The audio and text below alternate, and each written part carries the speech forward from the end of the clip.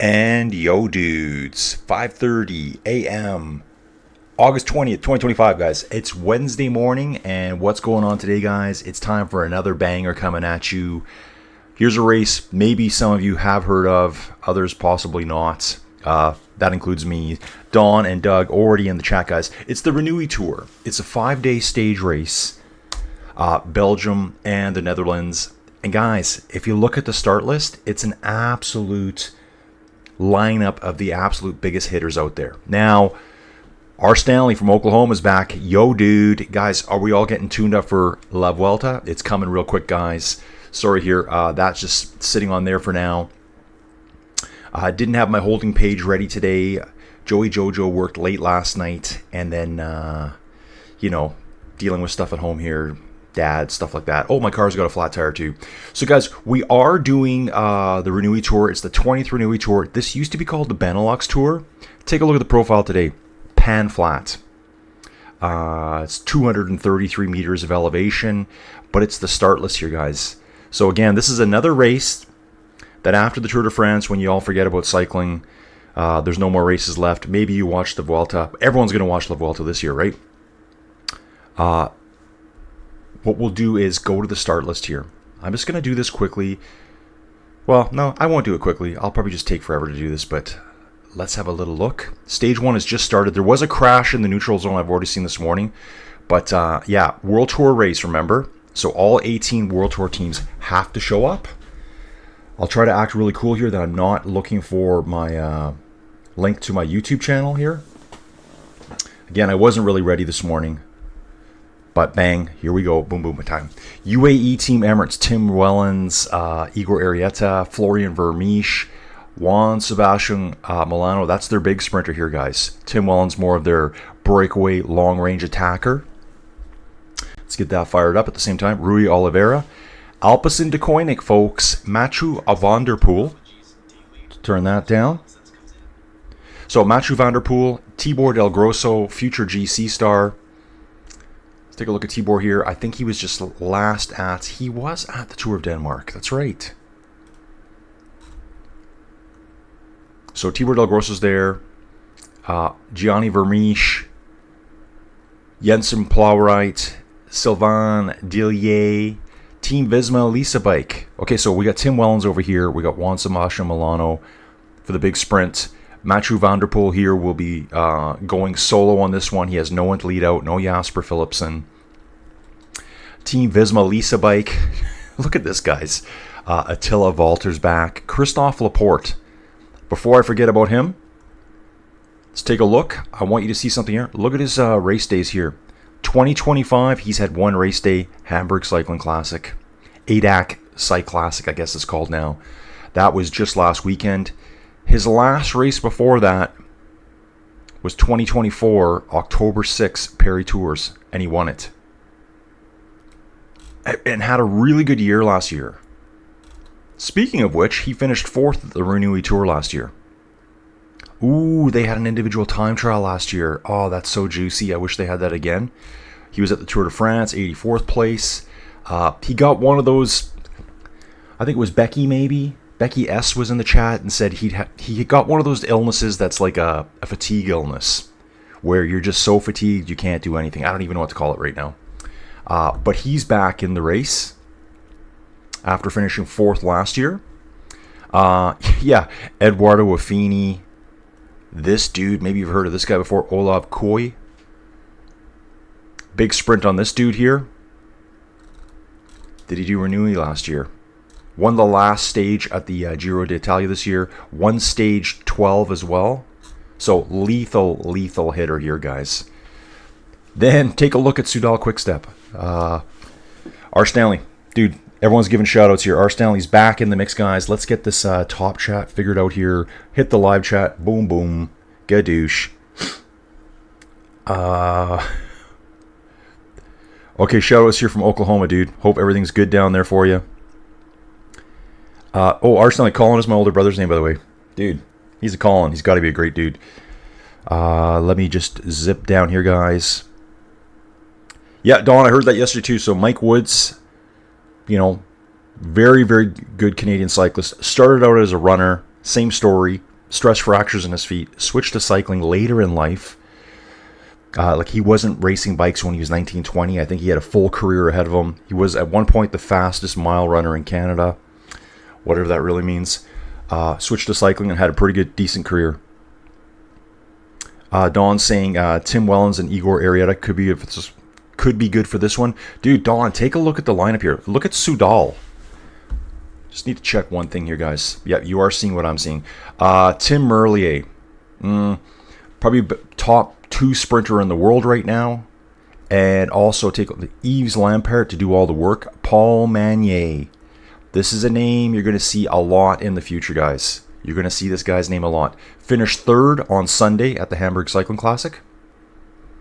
Lethal sprinter, Tour of Poland, won a stage, got a 2nd on another stage. Look at his stats, guys. All these 1.1 races. So that would be 3rd tier right there. Won that race on June 15th. Won a race the day before on June 14th. That was a Pro Series race too. Here's another sprint race. Won that race as well. Halen Voskud. At the Giro d'Italia, got a 3rd place finish, a 7th and an 8th. Tirreno Adriatico, 4th place. Guys, I mean, look at them. All these early season races, 1 Pro, 1 World Tour, 1.1, 2nd place in all 3 races. So, you got Merlier, but you also got this dude, Paul Magnier. Just lethal hitter here. So, there's your 2 sprint opportunities from that team. Intermarché, Binyam Gurbay is back. Everyone's asking, where's Benny? Guys, he's right here. Benny's here. Where is all the love from the Eritreyans now? I need my Eritrean watchers to get in here. Yeah, Dawn, I think it's something like that. It had a fancy name, so fatigue, illness, mono. That's probably like I think mono probably incorporates a lot of stuff. And I'm just guessing, I think that's something that Carapaz probably has too. For him to have sat out the Tour de France all of July, and he was already feeling bad before that. He announced 2 weeks before, so he's probably already suffering from it in early June. Basically missed the majority of June, all of July. Now he's into the 3rd week in August, still not racing. He said he's tried to have several starts, he just can't get going again. He actually went home to get trained back up. Evan's in the mix, dude. Evan. Oh, who will Evan be cheering for today? Dude, we're doing Renewi Tour. Now, guys, I'd only first ever heard of this tour. I think I heard of it last year, had no idea what it was. But it's huge for the World Tour teams here. So we got Binyam Gurbay coming out to sprint for Intermarché Wanty. Lidl Trek. We don't have anything Jonathan Milan. We don't have Mads Pedersen. So I would assume Milan is racing the Deutsche Tour. I'm just my quick first guess. I haven't even looked yet today. That starts today as well. We got Jasper Stuyvens here, Tom Scoynes, Matthias Vasic here. Good all-rounder. Okay, so that's Lidl Trek. So they don't have like a huge sprinter. Maybe Thibaut Nice. No, he's just kind of an all-rounder as well. Okay, so someone else is going to have to talk to me about Lidl Trek here. Oh yeah, dude, Evan, yeah, Lidl has to be here. With this being, what do they call this? They call this a 2.UWT. This is the highest level of cycling you're going to get, guys. This is it. Every team has to be here. If you want a World Tour license, you have to show up for these races. All 18 have to be here.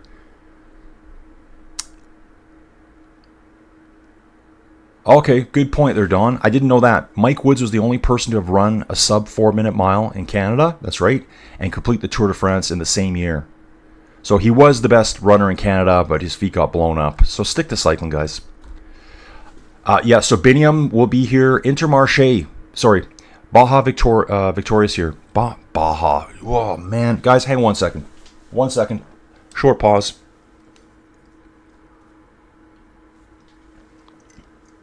So I said Baja Victorious. I'm probably thinking about going to Los Cabos later this year. Bahrain Victorious, Matty Mahoric, Robert Stannard, Fred Wright. I think Fred Wright, I think he was supposed to be racing the Vuelta. The Vuelta lineup is still getting filled out, guys. I just checked quickly this morning. Decathlon, Oliver Nason here. Lots of good names too. Tranchant. Dries de Bont. Dries de Bont's moving to a new team this year. Yeah, he goes to Jaco Alula in 2026. I forget where I watched him a lot. Dries de Bont. Recently, I've been saying that guy's name a lot. I forget. Maybe it was Tour de France. Red Bull Abora Hansgrohe. Roger Adria led stage 1 at the Burgos. Big sprinters here. Who's the big sprinter for Red Bull? I was going to say Sam Welford's. That's why I clicked on his name first, and there he is. So they'll be pulling for Sam Welsford here. Won a stage at the, it said the Renewi Tour in 2023. We got EF Education here. Albanese, Asgren, Jack, Rootkin Gray. Oh, this is so cool, guys. This dude here. This guy's really cool. I like seeing this. Guys, I've been heavy on Team Unibet, Titema, Rockets videos. Guys, go check them out. They're awesome. They're awesome. And in one of the race videos, one of their riders beats this dude in a race. So really cool to see him at World Tour level 2. So 2023 was probably that race year. Wow. So he was in one of the videos. Colby Simmons here. So Quinn Simmons' younger brothers here. Keep flying down, guys. Tobias Foss for Ineos. Axel Lawrence. Some new Canadian here who I don't know. Mike Leonard, 21 years old, dude. TT specialist. So I should have watched more of the Tour of Poland. I would have seen him. Just keep flying, guys. What I'll do here is quick look. So, guys, race situation right now. The race has just kind of started. Actually, I don't think we have started. I know there was... Yeah, we have started. There was a delayed start. 5 riders went down in the neutral zone. So it could be super sketchy today. 1 minute, 19-second lead. In that group, Robert Stannard, Max Walker, Jelte Krinsen, Seb de Weert, Milan Lenhove, Alexander Van Petcom, and Andres Stockbro. Dude, I know this name already because I did my studying last night. I did my research last night. Check this dude here, Unibet Titema Rockets. Yeah, what a great story behind these guys. And I know it's so cliche because everyone talks about them, but guys, watch their videos.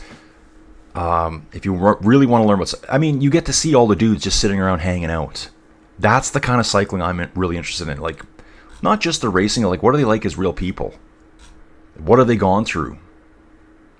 So, like, this dude here, I know the name from watching the show. All the recent videos. I went on a big mission of watching it all last night. So he was at the Tour of Denmark, finished 20th overall. I think it was De Vries, Hartes De Vries. That's kind of like their main dude. I think it was the first cyclist they recruited. I think he finished here. He finished in 18th overall. Him and Andres Stockbro here finished 18th and 19th together. Their big hitter, obviously, is Lukas Kubis, their sprinter, Slovakian champion. So, guys, we're just getting started here. Arsenal, some of those guys who can run the New York City Marathon can finish in 2.5 hours. Oh, yeah, dude, they're brutally fast. Aaron Halmarian. Dude, Aaron, welcome aboard. Dude, this is just a live race audio commentary. I cover the stats. For everyone, okay, and Aaron's brand new here, but for everyone else, I did confirm yesterday, Bike Terra now has the Vuelta. All the stage events will be available. I saw them yesterday. In fact, guys, I want to show you quickly, just so you know. I'm stumbling over my words today, guys. Don't worry about it. Walk it off. Okay, wow. Come on, Colin. Brain on. Bike Terra, guys. I just want to show you because people keep asking me, will they have it? Yes, they will. So, these are the Bike Terra events. And right here, guys. La Vuelta Live, Stage 1, 4:55 in the morning. Here is the stage itself. Here's the details. It's 186.7K. That is the stage profile for Stage 1 of La Vuelta. Boom. We're up, guys. We are up. So, Aaron, yeah, it's where can you watch it live, dude? I don't know if this will be on YouTube anywhere for free.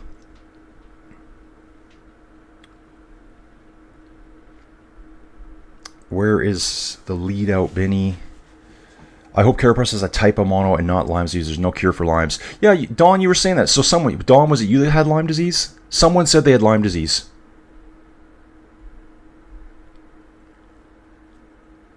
R. Stanley, dude, thank you so much. I did see this earlier, dude. Thank you so much for supporting the channel. Guys, every little bit helps. Every little like that you give the videos, every comment you leave on the videos, you know, coffee donations are so appreciated, guys. You know, Tour de France was like a roller coaster for me of just like insanity of the amount of people that were here. And it's backed off, but I said I'm 100% committed to making this work. I want to be... Ooh, Tim Wellens, most starts in the Renewi Tour, 11 starts. And I guess, yeah, maybe this is the 11th tour now.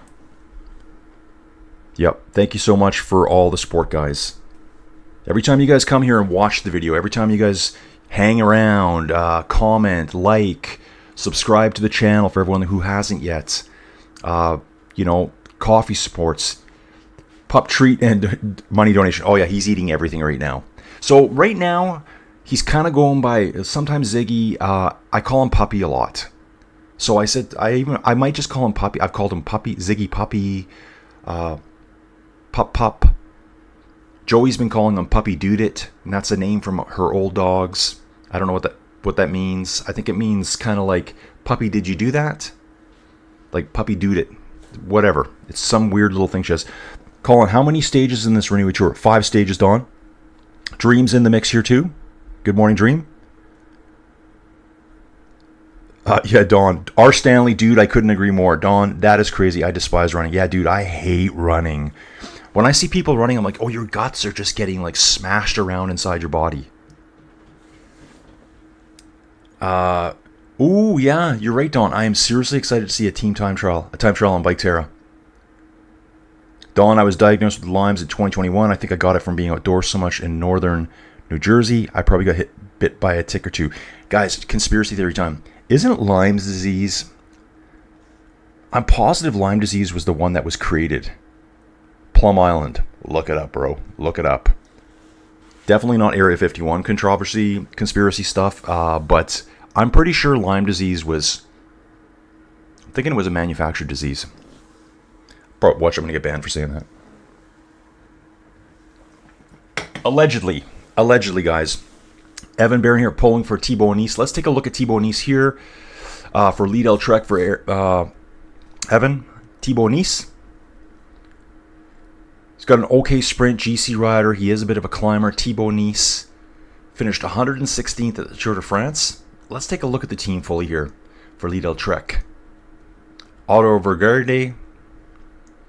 Come on, Otto. Okay, Otto is, you know, kind of a GC rider, overall rider. Oh, didn't want to do that. Alex Kirsch. He's got a better sprint, this dude here. This dude here has got a slightly better sprint. This Luxembourger. You know, when I don't see Milan or Mats Pedersen, I'm like, what? Tom Scoins, superstar, Mr. Experience right here. He'll be working hard for the team this weekend. Just did the gravel weekend. Jasper Stuyvens. Jasper's moving at the end of this year, I believe. Yep, so Jasper Stuyven, probably one of his last races for Lidl Trek here. You know, not a bad sprint either. Will be thereabouts at the end. If he's near the end, he will be up there. Probably doesn't have the speed to be the best sprinter, but can hang up there. Take a look here. 2026 move to Soudal Quick Step. I think Soudal is building up their Cobbles Classics team again. Now that Remco is gone, Mikel Landa, not really their GC guy anymore. He's kind of getting older. Hopefully Mikel Landa has a great... I'd love to see him have an incredible Volta, because it's a dude I've always admired, Mikel Landa. So he will be at the Volta. We got Tim de Klerk. We got the tractor here. And here's more news. Tim de Klerk will retire at the end of this year. This could be one of his last races, guys. Going to look at more of his program coming up. So right now, Renewi Tour. Results per year. He finished, best finish was 5th place overall in 2023 for the tractor. So this is the dude you always see. Look at him. 1.9 meters tall. Full-size dude. Full-size dude, guys. 78 kilograms. Wow, so skinny. That is so light for a dude that's 1.9 meters tall. And give these big guys credit, man.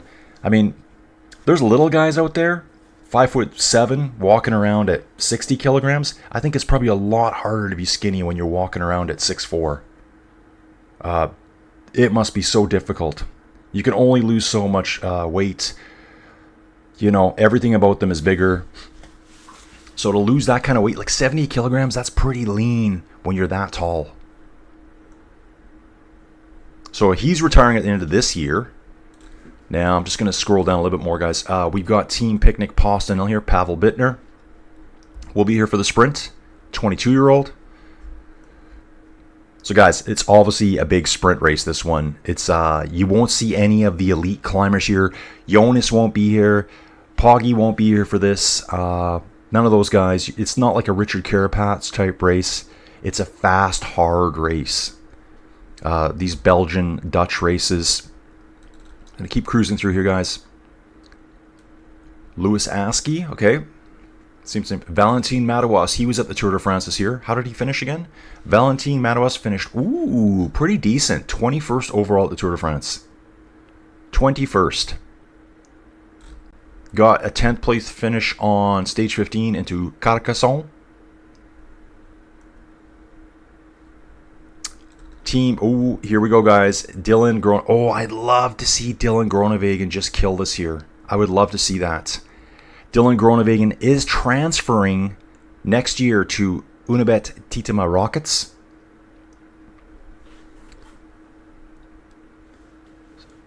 Okay, so, yep, so it was COVID. Yep, Lidl selling contracts now too. Yeah, guys, it's daily I'm seeing different transfers. So Unibet's going, Dylan Groenewegen here, killer sprinter. I mean, look, guys, 6 stage results at the Tour de France, including a stage win just last year, 2024. Stages at Paris-Nice, 32 years old. I mean, he's pure sprinter. And I would say, you know, I would still call him a tier 1 sprinter. He just hasn't had big results this year. That's all it is. Could be the fact of his team. Doesn't have a good lead-out dude right now. Netherlands, he still got 3rd place this year in the road race. Tour of Slovenia, 2nd place in the points classification. Tour of Hungary, 3rd place in the points classification. So Dylan's here today. Fernando Gavira, here's another blast from the past right here. Fernando Gavira, 31 years old. Biggest years would have been, look at this, 2017. 5 stages at the Giro d'Italia, 2 stages at the Tour de France. So he's here for Movistar. That'll probably be their big sprinter. Just looking at all of them here, guys. Ballerini. Ballerini here for XDS Astana. I know I talked about this. That dude that bet on him to win the final stage. And, yeah, he finished 2nd. That dude would have won like 100 and, I think it was 130 or 151 odds.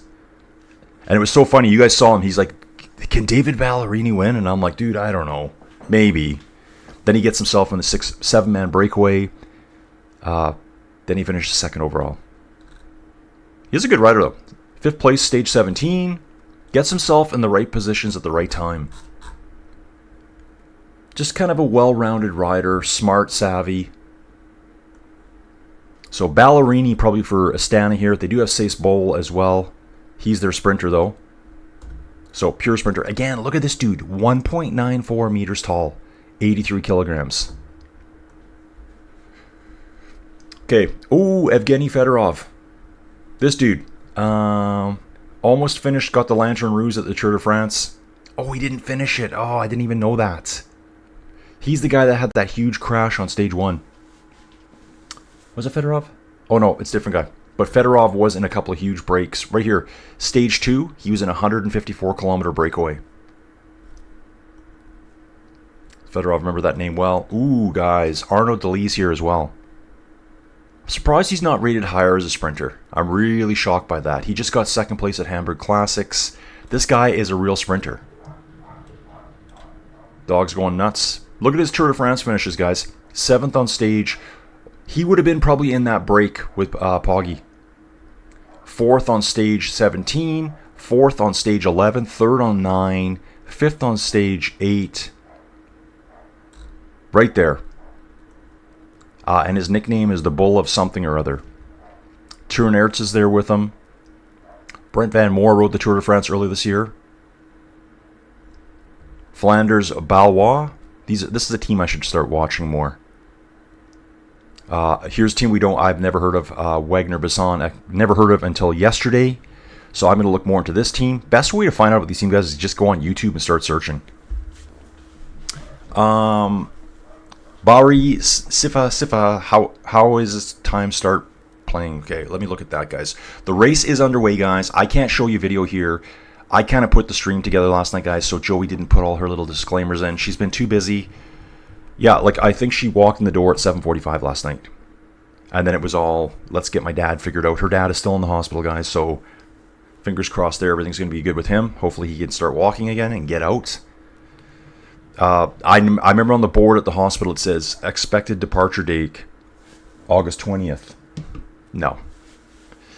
Swooshes, got to go with Maxim Van Gils, Pavel Bittner, of course, Lucas Kubas. Dude, I love Lucas Kubas now from Slovakia. Dude, I really didn't know who he was until Tour of Denmark. That guy is lethal. He's a really good sprinter. Just got to Unibet this year. Like, Unibet is a fun team. They're smart. They just bring more to the table. They bring more to the table with all their videos, the insights. I love all that stuff. I love it. And it's a way you really get to know about the cyclists. Back to the start list again. Yeah, okay, so we've got Tudor Pro Cycling here. I'm going to learn about Wagner Basin, Bazin today. Tudor Pro Cycling. A lot of these names aren't that familiar with me here, guys. But Unibet, for sure. I know these guys now. Thomas Kopecky. This guy is so good. Really good cyclist here, 25 years old. Man, if he could climb a little bit. If he could just climb a little bit. Again, this guy's gigantic. He's 1.91 meters tall. All these dudes are taller than me. Top results. I saw this win on video. Kreispreis, Elites. He's got his brother. His brother's coming to the team next year. But Lucas Kubas here, really good sprinter, guys. This guy should smile more often. When he smiles, he looks like a nice guy. When he doesn't smile, he looks like he could kill you. I think I called him Agent 47 from the Hitman when I did the Tour of Denmark. He got 4th place at the Tour of Denmark. So he was just picked up earlier this year. He came across probably Jan 1 of 2025. So what do they have him doing? He's doing the Renewi Tour. Then he's doing some more races in Belgium. Looks like a race back in Slovakia. So you can see a lot of the races you're seeing here are like, I don't know this race. Exactly. He's just worked his way up now. He has competed at some bigger races. That's right. He got 46th at Paris-Roubaix. Dogs are going nuts. I think the coyotes are lurking around the house. Davide. That's how they call him. His name is Davide. I would say David, but it's Davide. That's what they call him here for Unibet Titema Rockets. This guy's a really good sprinter too. You're going to see him on... that's how I found this all last night, guys.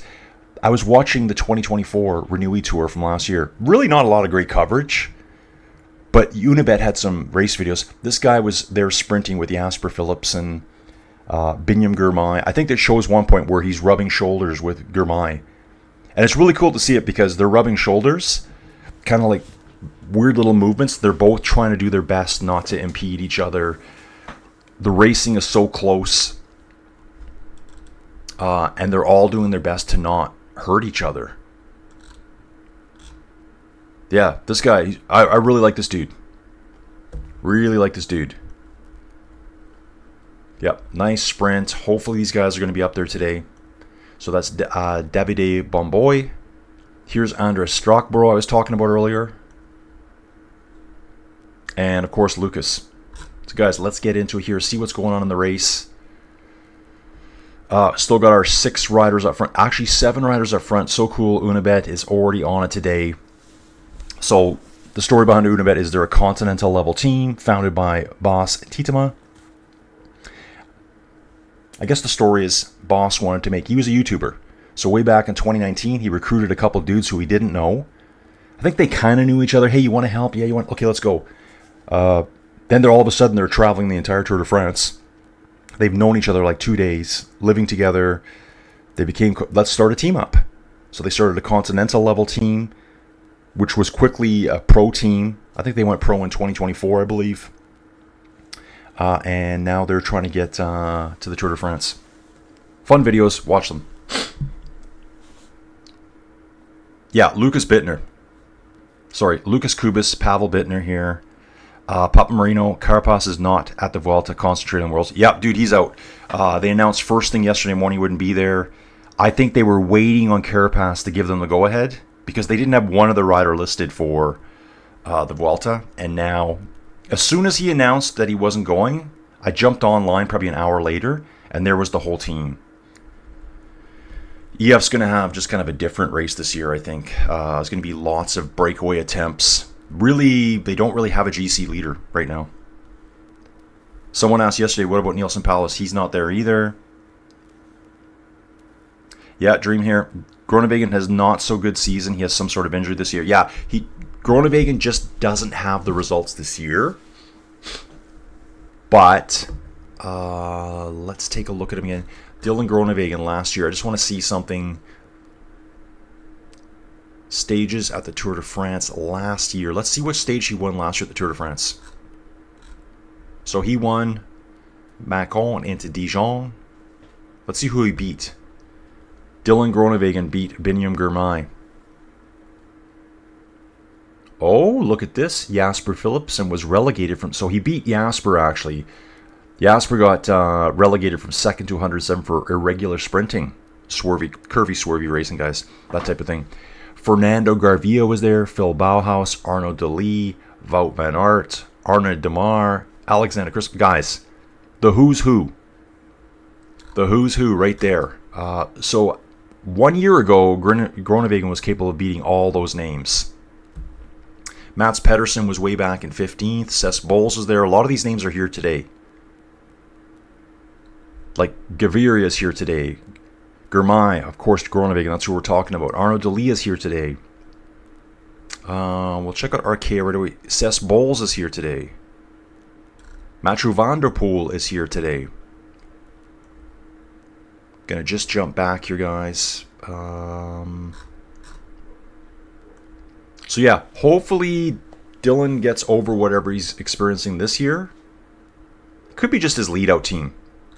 I was looking for Total Energies. They're not here. Okay, so the dogs must be barking at someone outside. Again, it's the Coyotes, guys. It is the Coyotes. PCS Fave, Merlier, yep, Coy for sure, Arnaud Delis, Magny, Benny, Groenewegen, Milano, Mathieu van der Poel. Yeah, Mathieu could go on like on a super long range attack. Jasper the Disaster, exactly. I love that in Tour de France Unchained, and then all of a sudden he started winning. Now, virtually one of the best sprinters in the world, probably, arguably 1-2 top sprinter in the world right now. Top three. Who's the top three, guys? Give me your top three. I'd say top three, like all-out sprinters. Who would I put my money on? Okay, Colin, you got $20 to bet? 20 pounds, 20 euros, 20 US real dollars. Jonathan Milan, Tim Merlier, Jasper Philipsen. Those are kind of your top threes. I don't know if you'd even put another name in there right now. If you guys think so, just let me know in the comments. Would you bet on anyone but those three? I guess it depends on the kind of finish it is. What's the lead up to the finish line? Like, obviously, yeah, I mean, there's great sprinters here. Just those are the guys right now that are on fire. Absolutely on fire. Let's take a look at Colby Simmons here. This is Quinn's kid brother, 21 years old. You can see here his family, Quinn Simmons. Quinn is 24. His younger brother, 21. Did the Tour of Poland. National Road Race Championships, Criterium. Oh, he's also doing the under-23 stuff. So he gets to do it all right now. He's doing the under-23 and he'll do the elite stuff. I guess the elite being over 23. He's already done Paris-Roubaix. Wow. World Tour Racing, guys. World Tour Racing. Absolutely the best. Come back to the situation here, guys. We've got a couple of breaks here. There was a crash by Matevž Govacar here. Looks like a Slovenian. Yep, it is. He did race Hamburg on the weekend. That was a really good race too. What was the climb called? The Warbass or something? Or the Wabass? I forget now. Brutal climb. Jonathan Milan just got absolutely destroyed on that climb. 7 riders still up front. 130 back to the Peloton.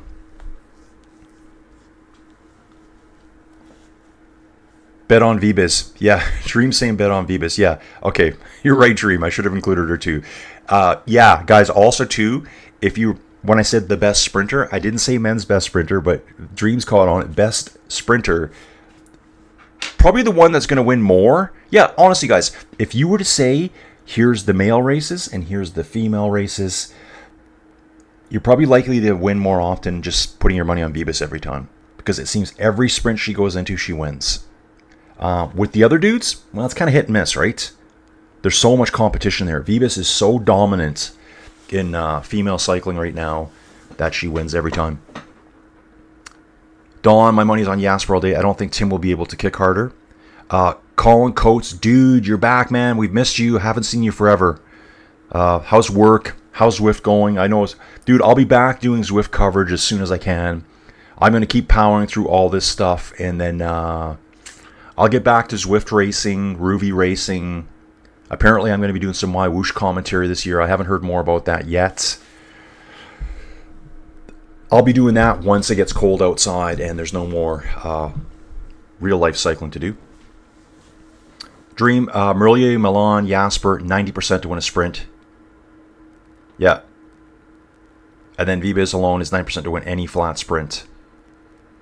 Yeah, like, I mean, in women's cycling, if there's a sprint, money on VBiz every time. Money on VBiz every time. I think with the men, you have more selection, so it kind of makes it a little bit harder.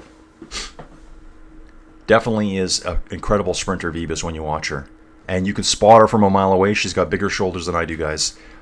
I don't know if she lifts a lot of weights, or maybe she was a swimmer in the past, maybe? Just got that build. Just got that build. And when she kicks, none of the other women can keep up with her. Kim LaCourt's fast. VBiz is just faster. So guys, flying at this one. Look at the average speed right now. 49.3k an hour right now. Absolutely hammering. So guys, obviously this race, it's 5 stages. Why don't we take a look at it quickly? The 2025 race, whilst we've got some time to clear. First 2 stages are flat. Today is like the flattest, I think. Actually, no, stage 2 is very flat as well. 463 meters of climbing. So stage 2 here. This is where we are. I wish I could have more control over these maps. I'm kind of stuck on these maps here. You're going to see a lot of these races too. Very traditional, Belgium and the Netherlands to have circuits. To have circuit finishes. That way they can make the circuit go through town a couple times and all the fans can see it. Actually, what's funny here is if you look at the start of stage 2, it looks like they have a circuit at the beginning on the north end of the map. They go out into the countryside, and then they have a circuit finish here. Before I do that, I'm going to back up 1 second. I'm going to look at stage 1. Do we have a circuit finish today into Breskens? If we get a map. I don't have a map here, guys. On this one, look how flat it is. Oh, we do have a map. And circuit finishes, guys. Kind of. It's hard to tell. Look at this route here. I'd get lost on these corners. So they start over here on the east side of the map. They kind of do a big loop out into the countryside, back into the start town, back through the country, pass by the finish line. Then they're back out into the country again. I don't actually know which way. Like, they're the figure 8s through here. They're adding these in probably all to just add mileage, safe roads. 2 sprint points. Ooh, look at this. They got something called the green kilometer here. So it does have 2 sprint points in advance and then the green kilometer, which I don't know what that is right now. Complementary results. Let's take a look. Okay. It's a time sprint. Time sprint, guys. So we have 2 sprints today on course at Terneuzen and Oostbrug. 48.3 kilometers and 129.7. 10, 8, 6, 4, and 2 points. So plays from 1st to 5th place. Those are going to be hotly contested. Then we've got a bonification sprint. Ooh, they have it at all of them. Okay, hang on a second here. Looking at this. At 157.3. Oh, check this out. They have 3 sprint times here for kilometers. Sorry, for time. I think I've heard of this before. Yeah, I have heard of this before, the green kilometer. They mentioned it quickly yesterday. I was probably falling asleep watching it. It's multiple time bonuses across 1 kilometer, and you could see it right here.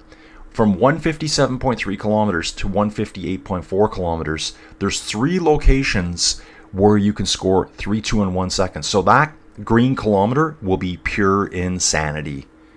They're going to be sprinting. They're going to have to sprint again 2 more times. Who can keep their power up the longest? That's a really cool idea. That might be more of like a Mathieu van der Poel type specialty, break away before and just go on a super long range sprint. We've got time bonifications at the finish, 10, 6, and 4. Points at the finish. Youth, day classification, team, and combativity classifications for this race. Awesome stuff. I'm going to keep going through it here. Stage 3, we start getting a little bit hillier. Again, these are going to be all the small climbs they take on. Starts heating up here, though. You can see there's just lots of them.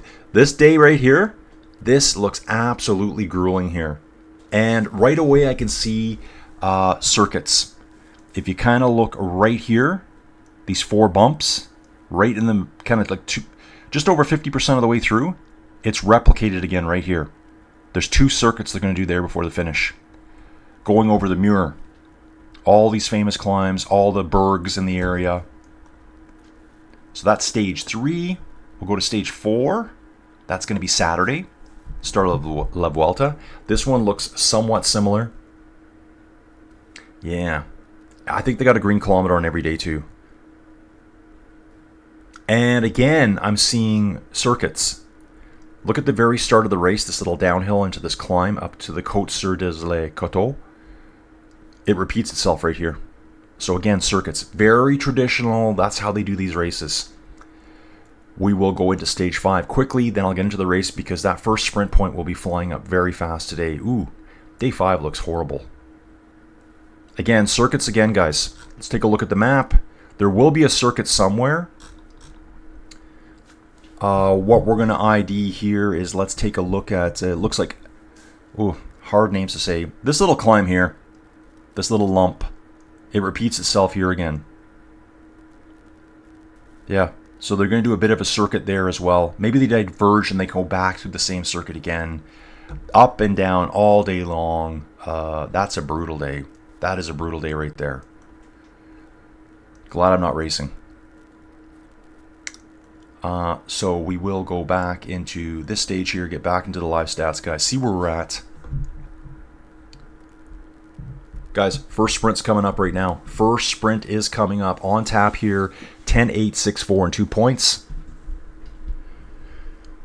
Colin Coates, things are good. On the bike now, and I've been in Mexico for a wedding, and then had a few things to get back when I got done. Dude, I think I asked about you in a Zwift race recently, and someone said you were away, so maybe that's what it was. Dude, where'd you go in Mexico? I think we're heading down in October. Joey might have already booked it. Usually, I have the travel account, so I kind of see everything she's doing. But she might have just booked it randomly through a different credit card I don't know about. But yeah, it's our 15th anniversary coming up in October. 15 years, guys. With the wonderful Joey Jojo. She's off to Vegas on Friday. So my big day today, guys, is get this done. Let's get this race going here. And there it is. Yeah, I'm looking at it right now. So we will go first passage of the finish line. So we got a sprint point coming up. You're going to see the finish line. Hopefully you're watching along somewhere. Oostburg is a second sprint point, 10, 8, 6, 4, and 2. Second passage of the finish line. Nothing happens there. Then we've got the green kilometer with 3 time bonifications. I'm probably the only person that says time bonifications anymore. First time I heard of that was in a book I recently listened to, time bonifications. So let's just keep using it. Third passage of the finish line, and then actually into the actual finish. Further on from that, which is kind of weird to me. We probably just loop around and finish at the same place. So we're going to see the finish line 4 times, essentially. Number of stage wins in the past 5 years at the Renewi Tour. Ooh, look at this. Alpecin de Koenig, 5 wins versus Soudal's 0 wins. Insane. Renewi Tour. Guys, I'm going to go back through some of the stats here. I like to go to the early part of the day here. They show lots of good stats. So there was a crash right at the beginning. Toonarts, Vord, Van Hoof, Tom Portsmore, Sylvain Dillier for Alpecin de Koenig, and Jeno Berkmoos. Oh, one dude, Tom Portsmore. Okay, he's with one of the pro teams. Portsmouth abandoned in the neutral zone. So this is what happens to some people when you think, oh, he didn't have a very good year. It's stuff like this that happens to these guys. You just don't know. We were west of Punta del Burro. Dude, I don't even know where that is in Mexico. Punta del Burro, Secrets Baja, Meet a Surf and Spa. Dude, is that on the Cancun side? Mayan? I'm just kind of guessing it's over there. Dude, I'm always looking for new places. I just love Los Cabos to go to. Today's favorites, guys, in the PCS game, so that's the fantasy game over here on Pro Cycling Stats. Tim Merlier, far and away the favorite. Then Olav Koy, Arnaud Delis, Paul Magnier, Binyam Girmay. Ooh, so Soudal today, guys, has 2 of the top 5 favorites. Paul Magnier and Tim Merlier. Milan Frenton in 6. Dylan Groenewegen still getting points in there, guys. Juan Sebastian Milano, he has a sprint. Mathieu van der Poel as what I call your long-range sprinter. Tim Merlier is never going to start sprinting at 800 meters. Mathieu van der Poel will. Van der Poel. Trying to get names locked in, guys. Trying to get the names locked in. And we're going to get banging up here now, guys. Detail profile. We're coming up to the sprint right away. Obviously, the sprint points, they've already been taken by the breakaway. Sprinter's not too concerned about this yet. I think they'll be really hammering it out here at the... wow, what a fascinating race doing this green KOM. This green kilometer, I should say. Time bonus there. If you won all 3 of them in a long break, you get a 9-second time bonus right away. Finish line's not that far at that point. Exact opposite side of Cancun. Okay, so... I'm going to have to look that up. I'm going to look that up right now as Punta del Burro. I'm going to look right now on my maps. You know me and my maps, guys. Punta del Burro. Burro. Punta del Burro. As in donkey. Nayarit. Okay, so it's on the Pacific side. I got you, dude. Gotcha. Oh, dude, what a great spot, too. What a great spot. So he's kind of like... oh, it's on the way up to... There's a town up there called Sayulita. Dude, did you go to Sayulita? Sayulita. So, dude, see that part you're in there? I went to Mexico by myself. Anyway, guys, Joey won't see the video. Broke up with the girl I was with at the time. Just, we're selling the house. And I'm like, I just got to get out of here. I don't want to be here anymore. I booked a 1-month vacation on a whim to Puerto Vallarta. Rented a condo by myself. I was like, okay, I'm here. First day there, people thought I was the actor from Bones, you know, the dude, who then went on to do some kind of military show like Navy SEALs or SWAT or something like that. Guys, take a look at some of his pictures, and some of them, oh, you're told not to leave the resort. Really, dude? Okay. So, yeah, I flew in there May. It was May 1, 2010. I got picked up at the airport by the condo rental dude, and he's like, okay, dude, have you been here before? I'm like, no. And I'm like, just like, oh my, where am I? He said, okay, dude, I'm going to take you to the condo. Before that, we're going to stop at the OXXO. OXXO is like their 7-Eleven. He said, load up on some food for the night. There was a Subway there. Got Subway, drinks. I had nothing. I didn't even know what I was doing. I wasn't at a resort. I was at maybe a 12-unit condo up on the hill behind Puerto Vallarta. There was one other older lady in the condo that she lived there year-round. Otherwise, I had the pool to myself every day. Just kind of a different experience. Anyways, I met a dude who ran a restaurant there, coffee shop. I was there like virtually every day. I still know the dude. Still talk to him. His family, well, him and his brother? Yeah, him and his brother and friends have been to Joey's old place, and they've actually been out here to this acreage. So still stay in touch with him. His dad had a place up near Sayulita there, a farm. So we stopped in there. His mom fried me white chinongo, red snapper, over a skillet, an iron skillet, over an open fireplace. Best thing I've probably ever eaten in my life. And I don't really like fish. So, strongest... Oh, look at this. Which teams have sent their strongest squad to Renewi Tour? Team Flanders Balois. Okay. Yeah, dude, so I just kind of did like a solo trip. I didn't get into any trouble. To be honest, I don't even know if I drank that much there. I was just kind of like, okay, I'm going to chill until my house sells. My house sold within, I think, 5 days. I did meet a dude there. He showed up, that older lady that was there. She had a son-in-law she was still friendly with, divorced from her daughter, whoever it may have been, with the grandson there. So I hung out with them for a little bit. He took me around parts of downtown Puerto Vallarta. I guess I was behind what you would call the... trying to say it right, the LGBTQ area of Puerto Vallarta. So people left me alone. No one bothered me there. I was so safe walking around at night. I thought, and I would think that area up there would be safe too, but I don't know. Sometimes they get really protective of people at resorts. Dude, yeah, Sayulita, Colin, look it up. Dude, Sayulita is one of the coolest places in Mexico. It was just up the road from you. And it's kind of like their surf town there. And so that's where a lot of people go to. R. Stanley, dude, thank you so much again, bro. Dude, you're too kind to the channel here. Really appreciate it. Love the word acreage. Dude, yeah, it's an acreage. That's what I live. I live on an acreage, man. Yeah, good memories of that place. So, dude, it probably would have been super nice there to go out and look around. Bucerias is right there. So, we were in Puerto Vallarta last year. We changed from Cabo for some reason. I think it was late October last year. We went to, some resort north of Nayarit there. It was a Crystal. Great resort. Buffet was not up to our expectations. It was absolutely fine, but I know if we would have brought the girls there, our daughters, they would have been just, like, ticked off. We like the full-blown buffet, everything every day. But even me and Joe were kind of like, wow, we need a little bit more selection. But the resort was awesome. We went into Bucerias. We walked around downtown Bucerias at night. They were doing the full Day of the Dead. You know, you just got to kind of watch where you're going, right? But it's generally safe, I think.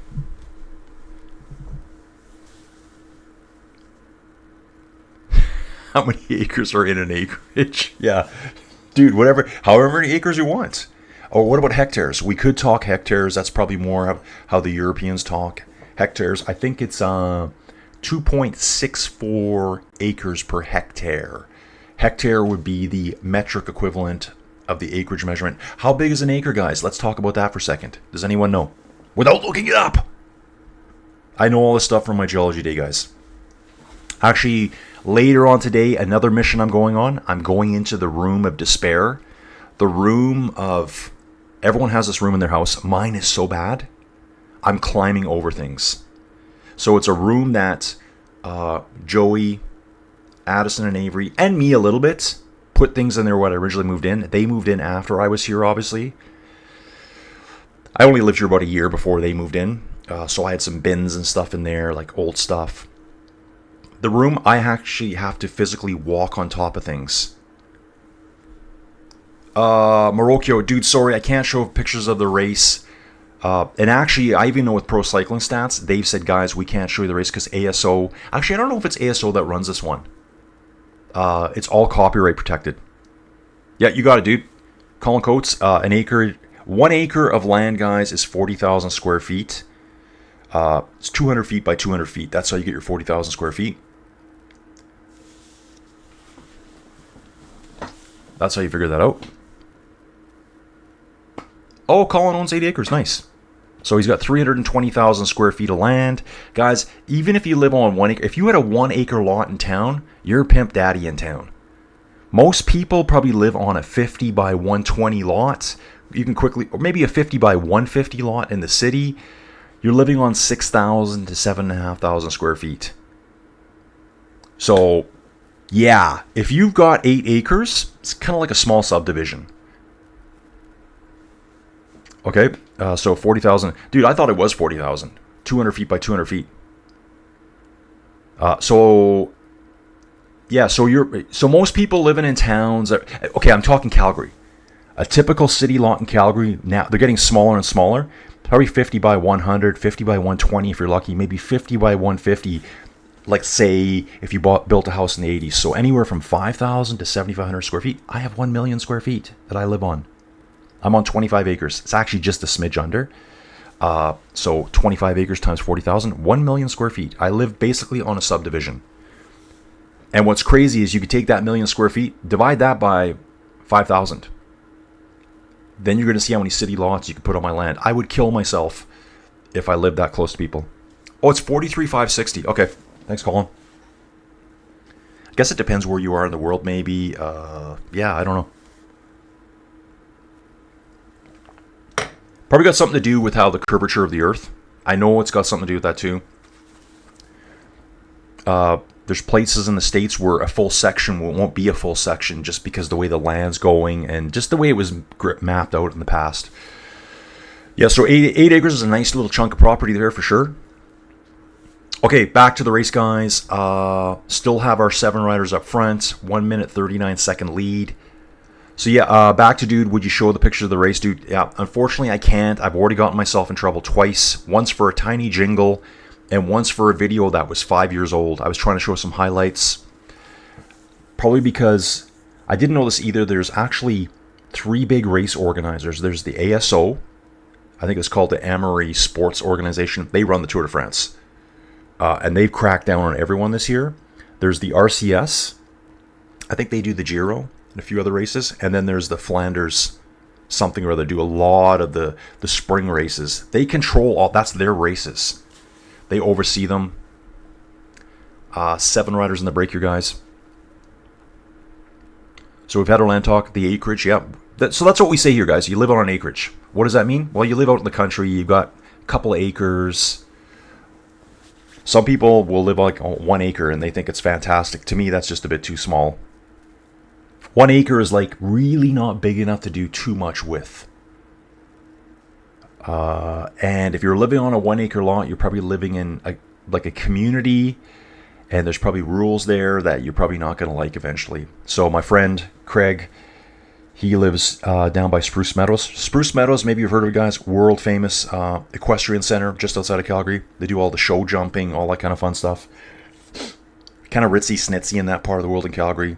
So Craig, I think he was on 2 acres, had young boys, was not allowed to build a tree fort for his boys because it didn't meet their, I guess they think next thing you know you're going to do is start putting up a paintball park, a gun range, and destroy the community. Guys, where I live, I do whatever I want.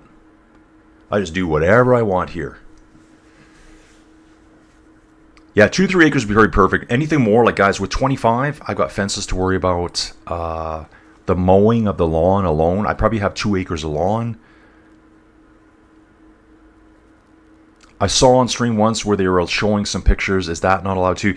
Guys, like some of the guys out there, like, I know you guys watch all the dudes like Lantern Rouge. He pays for the licensing to show video and stuff. Cade Media, I watch that once in a while. Whatever.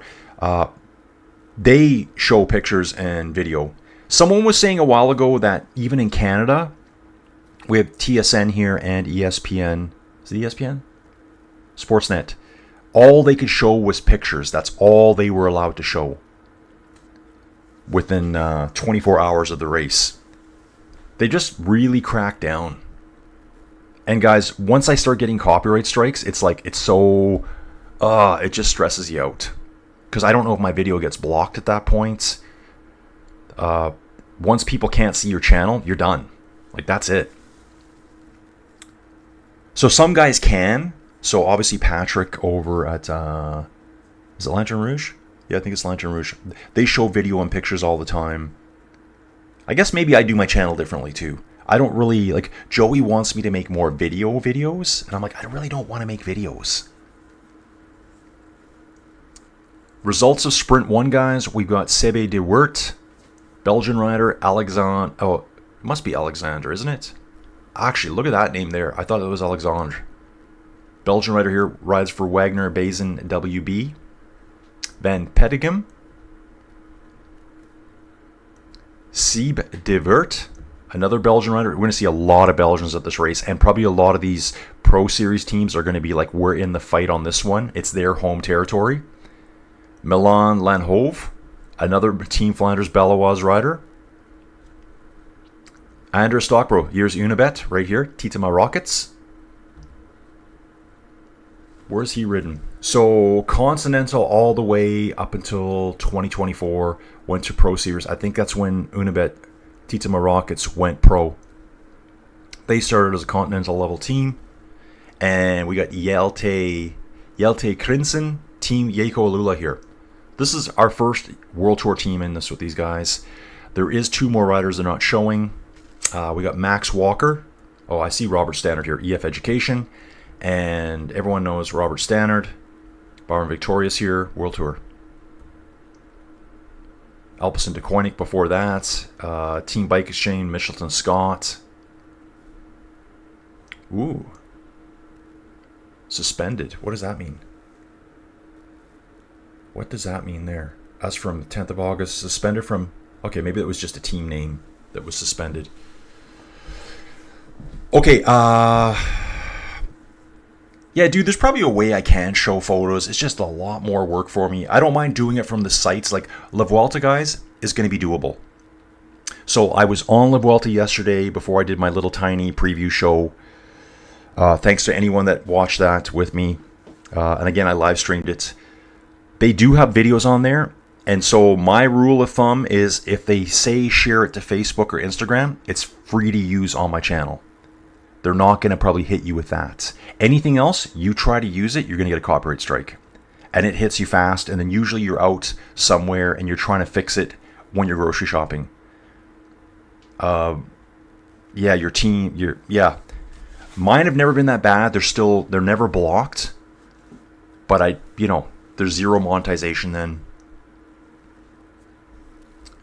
We got Simon here. Simon Okabazgi. Benny all the way, dude. Let me just bounce back your solar panel talk. We got solar panel talk going on. I was on 1.3 acres a few years ago. It was a good size. The fence was a lot to maintain. That's right. I couldn't go solar because I couldn't put the panels on the roof.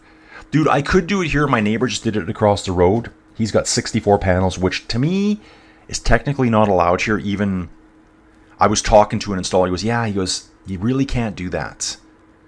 You're producing too much. Canada wants you to produce it, but only enough for your house. Basically because they don't want to have to pay you for your excess production. So it's all about going green here. We're carbon taxed to death in Canada, guys. The US doesn't have a carbon tax. Mexico doesn't have a carbon tax. The country with the lowest population, carbon tax. Love it. Canada's bad for taxes. Yeah. So and all these solar programs are supported by the government. I think they give you like a long-term, no interest-free loans. So you're kind of like banking credits over the summer. That's why they don't want you to bank too much, because then the companies in the wintertime make zero money. It's kind of something like that. So he's got 64. I could put huge panels up to you guys. Just haven't got around to it yet. Whatever. And the town wouldn't allow me to put a solar array on the lawn. Yeah. I think you were allowed to show photos of the race after the race is over. Yeah, guys, and that's for me. Like, Joey's got like all these. Joey has so many ideas for me, guys. I'm like, it's so much more work. So it's kind of like I do a 4 to 5 hour live stream with you dudes talking about the racing. Do I want to do a video afterwards? Probably not.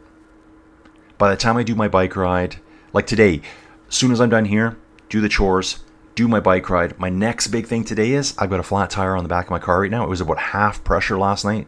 I don't know how we got home. It just must have been a very, very slow leak. Maybe I picked up something in the driveway. I got to get that wheel off my car, then wait for Joey to get back. She's off today. Drive her car in with my tire, get that fixed. making more videos? Probably not. Yeah, so it probably would be, I'd probably be a lot smarter just to do highlight videos, but I don't want to do that. A 15-20 minute highlight video where there's no interaction, that's not my thing. Benny here, Airtrain Hero. Dude, he is totally. And there's quite a few Airtrain riders. I can probably think of 3 or 4 right now I've seen just this year alone. The only reason I have 8 acres is for cows and the tax write-off. Dude, I should be doing that too. My neighbor does it. My neighbor's got it all figured out. You can have a small farm and get huge tax write-offs just for like having 3 or 4 what we call here grassers. You buy young calves in May, grass them over the summer when the grass costs you nothing. Sell them in the fall.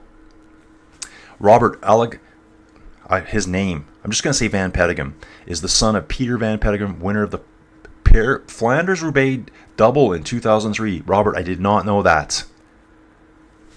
It's a good comment there. Okay, so let's take a look at this dude again. He was Balois Flanders. Okay, he wasn't Balois. I thought he was Balois Flanders. Van Petegem. Sorry guys, my brain is all... Oh, here he is here.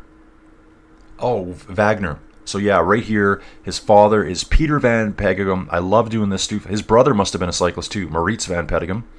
But his dad, check this out guys, he's 55 years old. Look at this youngster. A year younger than me, guys. Last raced in 2007.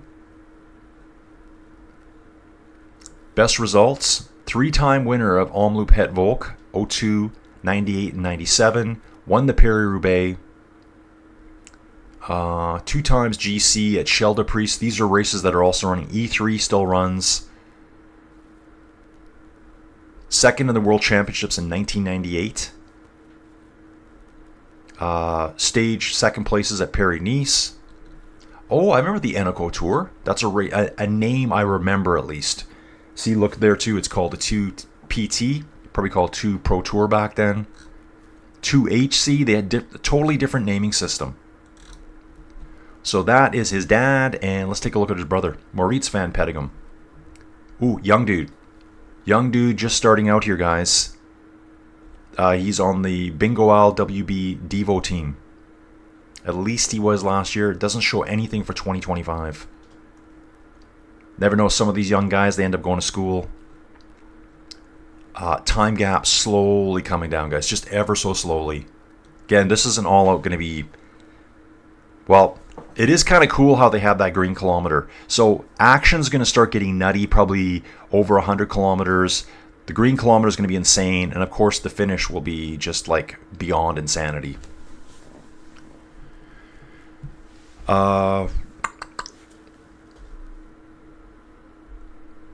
Okay. Yeah, Benny Airtrain Hero. Dude, yeah, Tour Oregon, I do have that news. Yeah, Nicholas Larson is signing with Unibet. Yeah, so guys, so Nicholas Larson, what's the best way for me to look him up right now? Okay, the best way for me to look him up right now, guys, I'll just do this.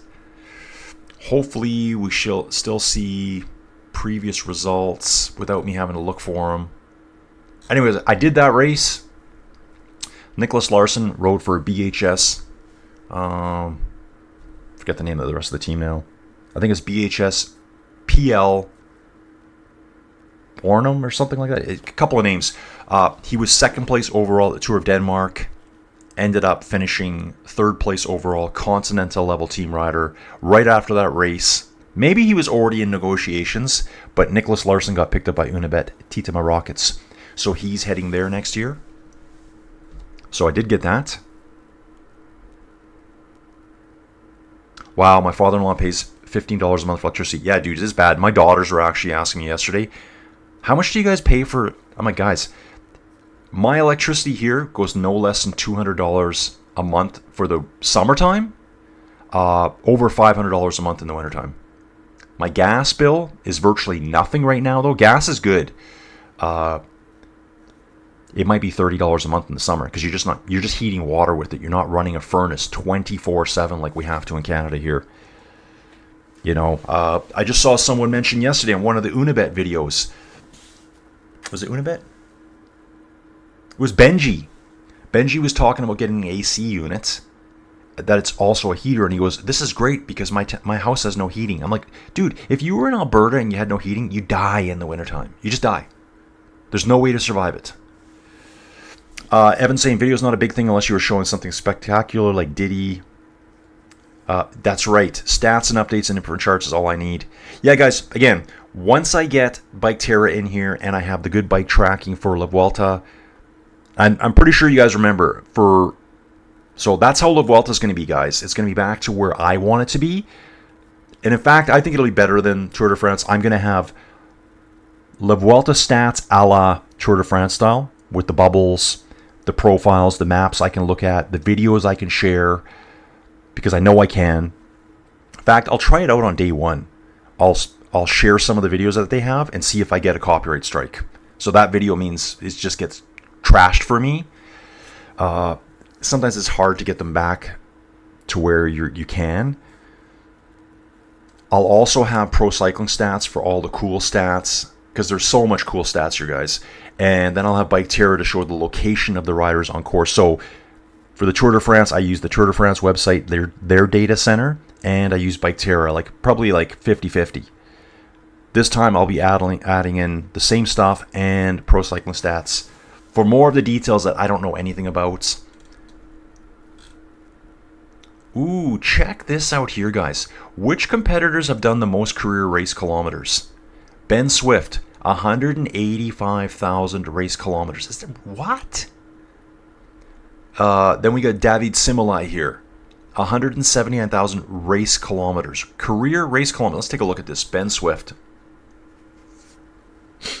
Well, he's been racing a long time. He has been racing. Barlow World. Who remembers that, guys? Who remembers Barlow World? You guys should know this. Quick question, trivia. Who was the biggest rider to come out of Barlow World? Should be a pretty easy one.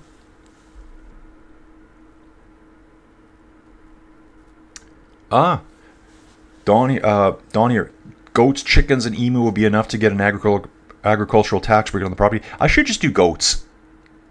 Goats, guys, people show up here. Goats are easy money. They really are. I mean, they take care of themselves. They're very hardy. They're very intelligent. They're very destructive. They will eat anything. They will eat anything. So if I was smart for weed control, because I do have weeds in the back part, I would have them out there under an electric fence. They will eat every weed that you have. So yeah, Ben Swift here has been racing forever. 2007 Barlow World, Katusha. Look at this. They didn't even call it Team Sky. Sky Pro Cycling. Team Sky, UAE, Team Ineos, and then the Grenadiers the whole time. Oh, that's a lot of cycling. 185,000 kilometers. That's a lot. The gap between the breakaway guys and the Peloton, yeah, you can see it's coming down. We're under a minute now. Time to bring them back. Time to bring them back.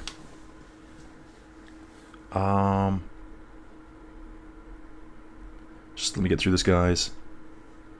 Colin Coates, 20 chickens, and I think we only have 9 cows right now. Dude, that's a lot. Dude, goats are easy. Dude, goats. I only have 3 goats right now. I got a big male, the 2 females. They're always coming. And just a quick example is, you could probably sell a baby goat for $300. Very easy. People are always looking for baby goats. We kind of have the pygmy ones. They're crossbred with the fainty ones. They've never fainted. They survived. They've survived minus 40 here. I don't give them any extra heating. I probably will this year. I thought about just picking up some older heated dog houses, because generally it's just a pad underneath. And as long as you can protect the power cord, I'd probably build it so that the power cord went through a wall that they couldn't access, maybe armor it a little bit, put something around it, like maybe some piping. Then they got something to lay on that's warm. I'm going to do the same for the pigs. Yeah, we have pigs too. Pigs are another easy one as well. You get big litters. Survival rate's not the greatest. Although the one we have right now, Charlotte had, I think it's Charlotte, she had 6. They're all perfect. They come out and they're running around like full-grown pigs within 5 minutes. They're just ready to roll. I want goats. Anyway, bikes. Yeah, that too. Peter Van Petegrin is another PvP. I thought Pauline I've lost her name. It's PFP. PFP. Pauline Ferrand-Prévot. Oh, R. Stanley, electric shoots up way up in Oklahoma summertime because of the heat. Oklahoma, probably very hot. I imagine it's probably 90 plus every day in Oklahoma in the summertime. Dawn, I wouldn't risk a copyright strike. Maybe after the Vuelta. Yeah, guys, there's always stuff I want to try out. Like, I mean, that one day when I got the jingle, I'm like, what did I get that for? So it was a shareable video from the Tour de France, but it had that ding ding ding ding ding that they always show for the Tour de France. I got a copyright strike from that. It was an easy one to fix though. Drop from the Peloton, Anton Palzer and Michael Rees here. Red Bull Bora Hansgrohe. Let's take a look at Anton Palzer. 32 years old, so he's been dropped out the back somehow. Bora Hansgrohe for 5 years. Came very late to cycling here. He's 32 years old, and he's only got pro cycling stats for 5 years. So kind of came to cycling a lot older. As a 27-year-old, I would imagine. We got 3 drop from the Peloton. It's speeding up, guys. 48.3. Well, the averages came down a little bit, but it's going to get faster. Michael Rees here, Arkea B&B, 27-year-old. Looking at them there. These are the 3 that have been dropped. And Laurence Hui, 26-year-old, Arkea B&B. So we got 2 riders for Arkea B&B back there. Red Bull Bora Hansgrohe rider. Times will be coming down all the way, guys. Dawn saying, I predict your channel will get to 35K by the end of... Dude, I hope so.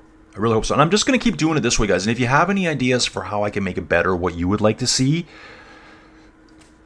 I see your guys' comments, and it's kind of like, oh, this guy's commenting. And I don't want to say names. This guy's commenting, oh, God, I can't stand him. Guys, I think the same way. There's a podcast I listen to, and there's a certain voice, I can't even listen to it. I just can't. It's just a particular accent. I can't do it, so I don't listen to the podcast anymore. I'm just like, oh, that's all I'm going to hear the whole time. I just can't do it.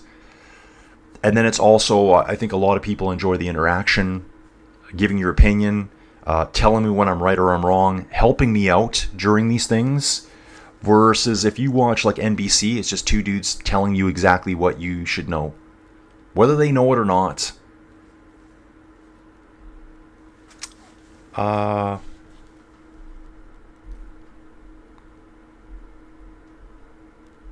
Dude, yeah, Dawn, I hope I get there. I don't really watch that too much. For me, what I like concurrent viewers, how many people are interested in what I'm doing, and just the interaction. Dude, every weed except goat weed, really. Dude, I don't even know what goat weed is. Yeah, dude, so yeah, he's 187,000 kilometers, whatever it was. Dude, that's like 115,000 miles or something. That's his career. That's his career racing kilometers, not just training on there as well. Dawn's neighbor had 25 goats in a huge barn. PFP, yep, no, it's all good. Yeah, it hasn't said what they had. And the Peloton is split, guys. The Peloton, they're saying, is in 3 parts right now. There must be wins going on here. What I want to do here is maybe I can make a secondary here. I'm going to do something here quick, guys. New window.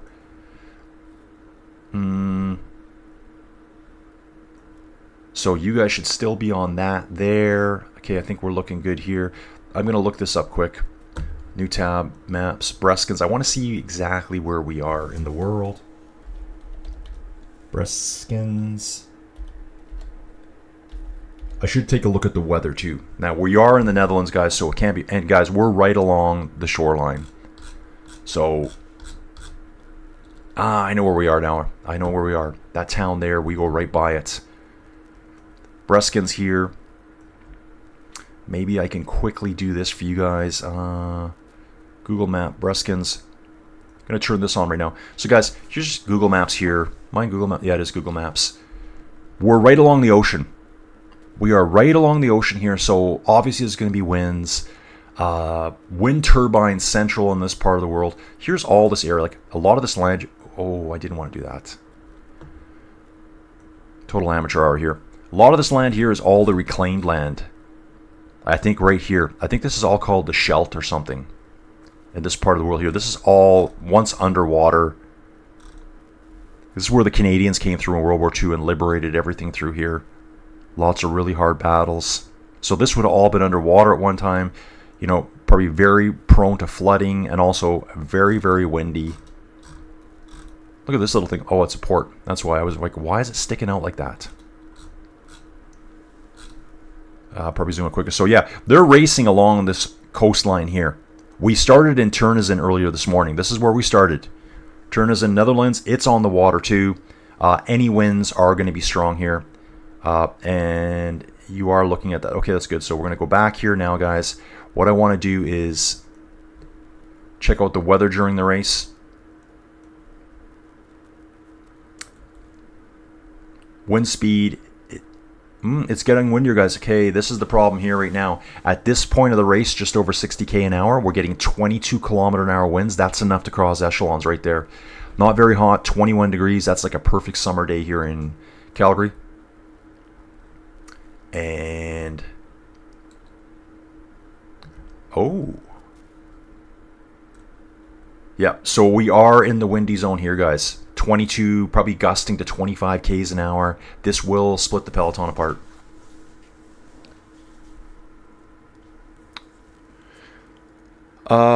Swoosh Kid wants to know what the story is on Palsner. Okay, dude, let me know who that. I know that's a name here. Palsner. Anton Palsner here. Let's take a look at Anton Palsner. Yeah, this is the dude. Yeah, we just talked about him. I don't know a lot about this guy, but yeah, he's been riding for 5 years, all world tour. 21 through 25. So his contract's over at the end of this year. 32 years old. So what did he do before that? Guys, Pro Cycling Stats will show all the results. It'll show their continental level results. Tells me 27 years old. Here's my made up story. He went to school.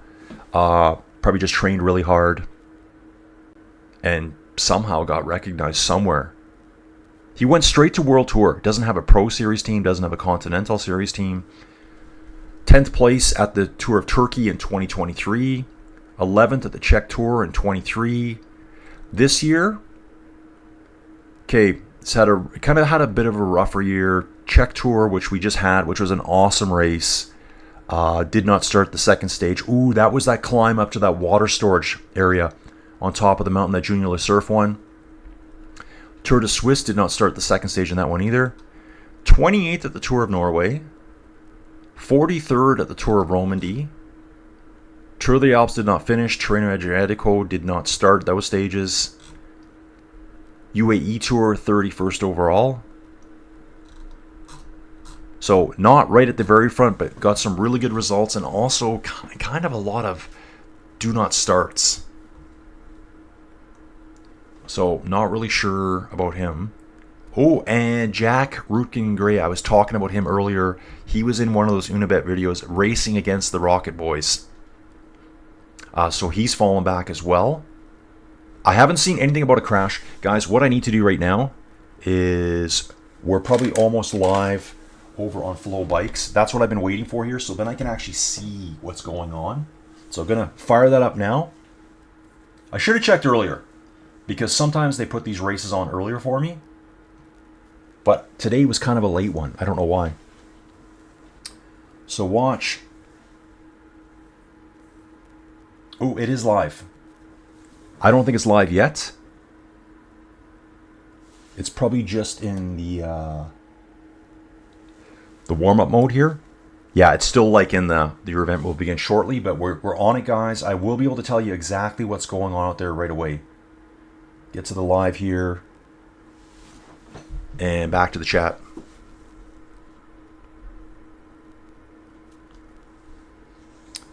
Okay. Goat weeds. Okay, I'm going to look that up. Yeah, didn't say anything about a crash. I'm going to look for that too. So Palsner. Yeah, I don't really know a lot about him, man. Oh, Robert. Speaking weather, I'm slightly freaked out by fires for La Vuelta. Yeah, there's quite a few fires in the north there. I know. Colin Coates, chat question. Why do you ride?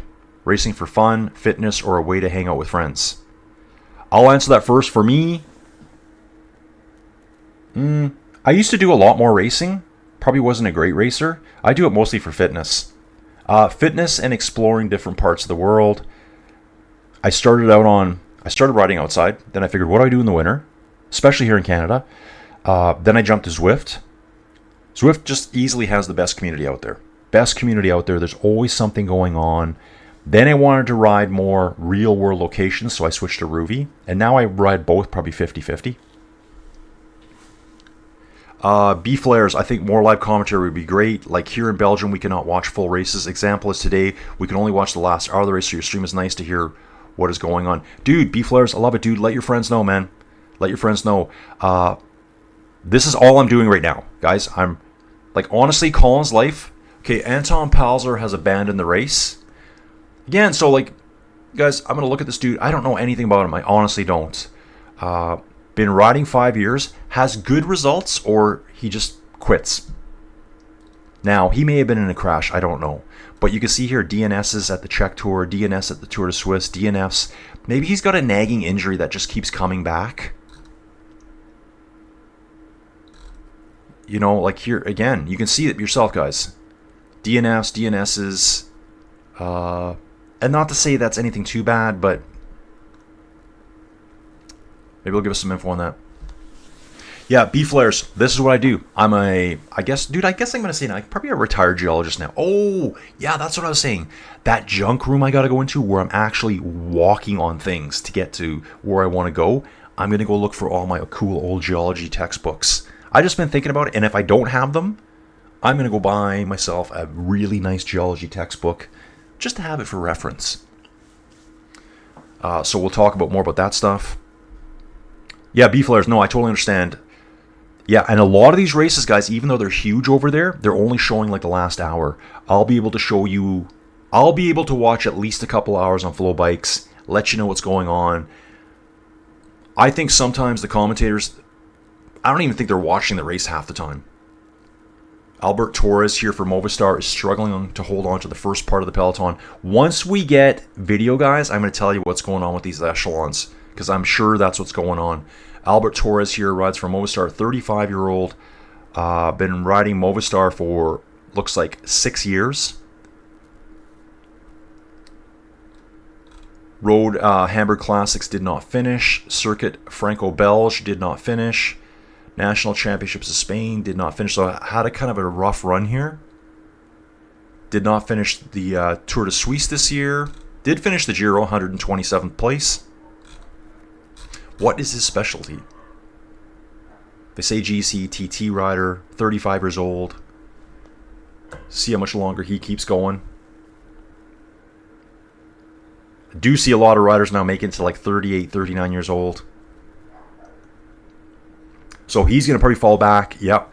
Okay, but look at this. Second part of the peloton now joins the first part. So they're coming back together. Probably like a little drop in wind, or they change direction, which allows them to close the gap. Yeah, B-flares. Thanks for being here, dude. Thank you very much. Let your Belgian friends know. Did you say you were from Belgium? I think you did. Think you did.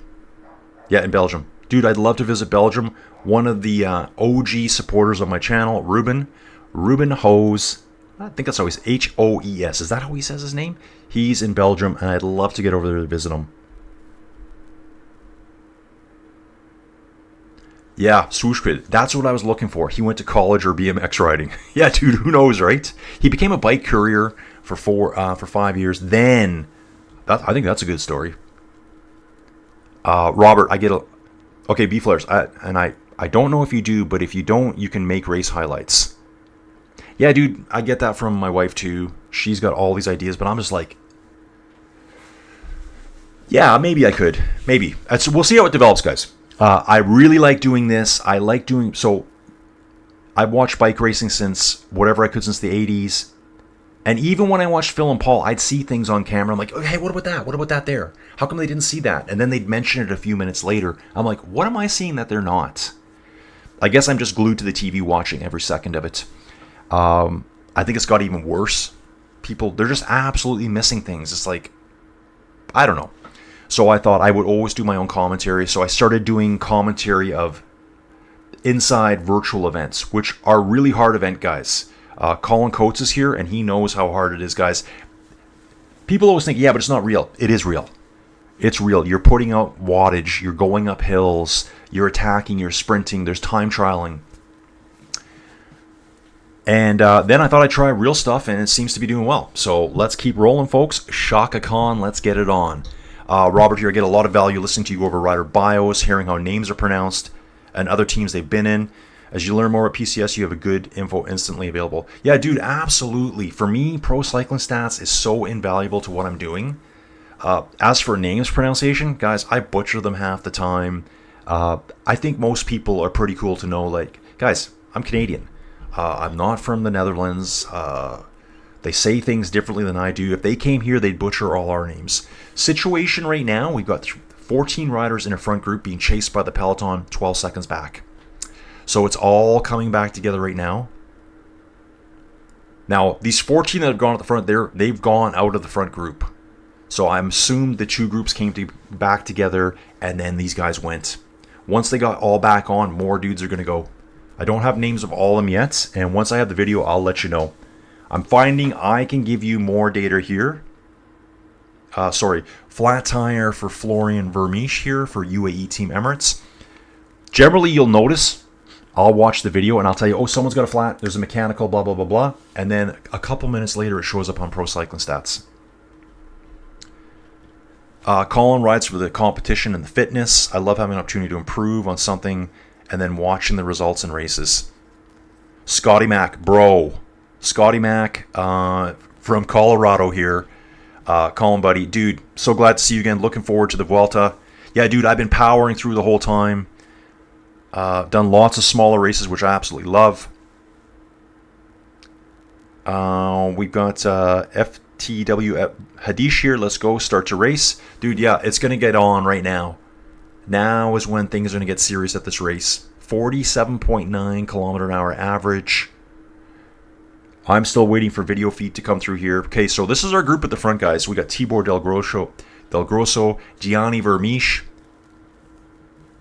Let's take a look at this for a second here, guys. Florian Vermeesch. It's not his brother. So we got a Florian Vermeesch, Belgian. We've got a Gianni Vermeesch, Belgian. So just same last name. I don't think they're related. So Florian Vermeesch just had a mechanical. The group up front, Tibor Del Grosso for Alpecin de Koning, with Gianni Vermeesch, another Alpecin de Koning rider. Paul Magnier, sprinter, Jasper Stuyven, Robert Stannard, Casper Askren, Ryan Mullen, Red Bull Bora Hansgrohe, Frank Vandenbroek, Jelte Krinsen, Mike Terneuzen. Yeah, man, this guy's been around forever too, hasn't he? 32 years old, Mike Terneuzen. Yeah, for me, Mike Terneuzen is Jumbo Visma days back here. That's where I really remember that name. Kenneth Van Rooy, Rick Plumers, and Axel Hoens. Hoens, baby? Oh, and also Drisners is here. 12 second, guys. 12 seconds. Okay, so B-Flares, I mostly listen to your streams because I'm working, so I can't watch. Yeah, dude, that's probably why I do this too. I think it was Robert on the weekend. Robert, what race was that? Robert from Oregon here. Robert's a super diehard. I think I start early. He's an hour behind me. So it's only 7:05 in the morning here. It's not early, guys. 6:05 for him, but there's been streams that have started at like 4:15 in the morning, and Robert's there for them. That's 3:15 for him in Oregon. Yeah, B-Flares, I don't mind you butchering the names. It's kind of funny. Yeah, dude, this is part of it too, man. This is all just fun. Nothing really bothers me. I'm that dude. You can make fun of me. Have fun with everyone. Yeah, that's what life's all about. I only make fun of my best friends. I tell people that all the time. It's a guy thing.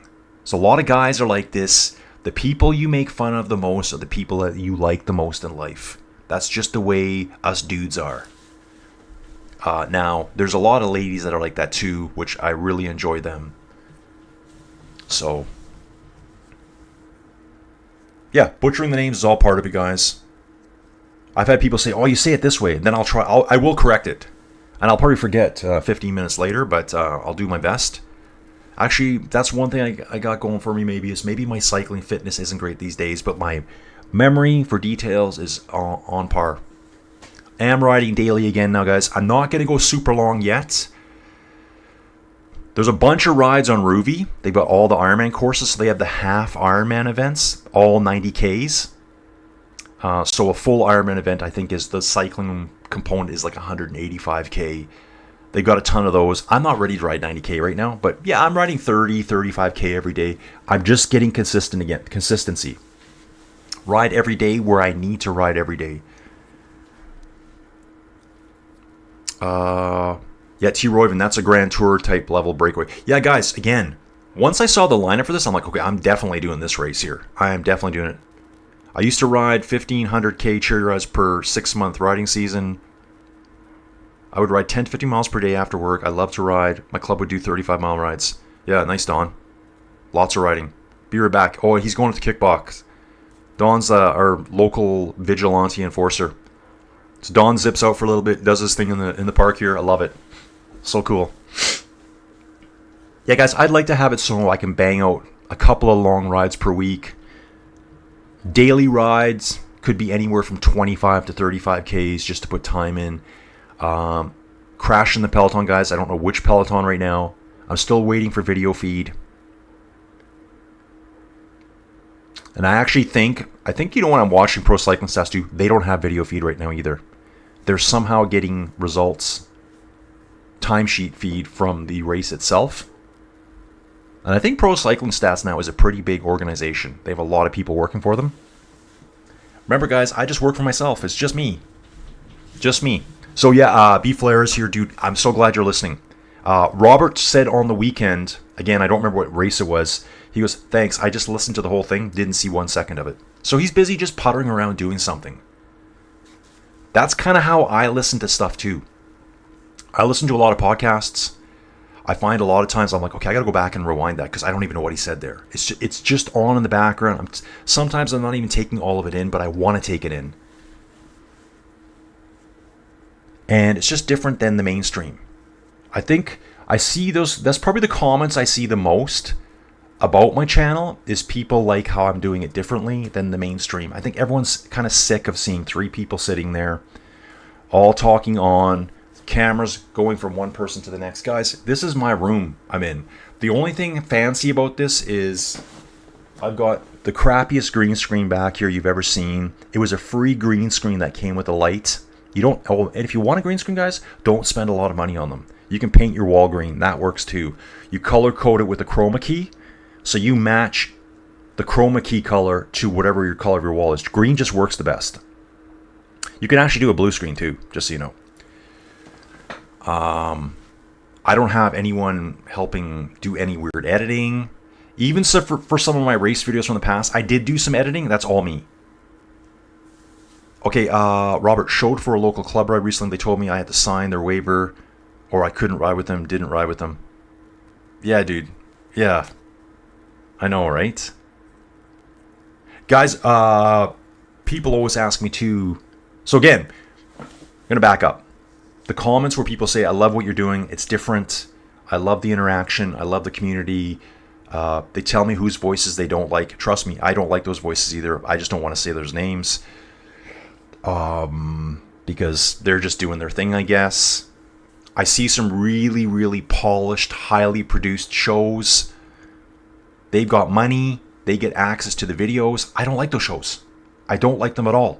I think they're too polished and they're trying to be, hi, this is so-and-so from Superstar Sports Reporting. And then the camera cuts to the next person. And then the camera cuts to the next person. And here's our reporting sporting journalist. And then you can see their eyes go down like this. And they start reading. And I'm kind of like, did you watch the race? Because guys, I'm pulling data here talking to you, but I don't have a script. I'm just freewheeling, flying by the seat of my pants. And you guys help make the channel happen. So thank you so much. Let's have a quick coffee, guys. Let's have a quick coffee. So jazzed about La Vuelta 2, guys. It's going to be so fantastic. It's going to be the hardest race of the year. Hardest race of the year coming up. Poggy, you should have raced. But actually, thank you for not racing because it's going to be an even better race now.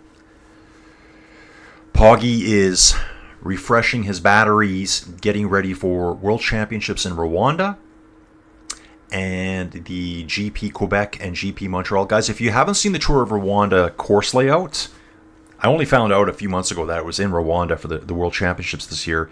It's basically a lot of a circuit. I think they do like 8 or 9 laps of a circuit. Then they go way out into the country, into the mountains.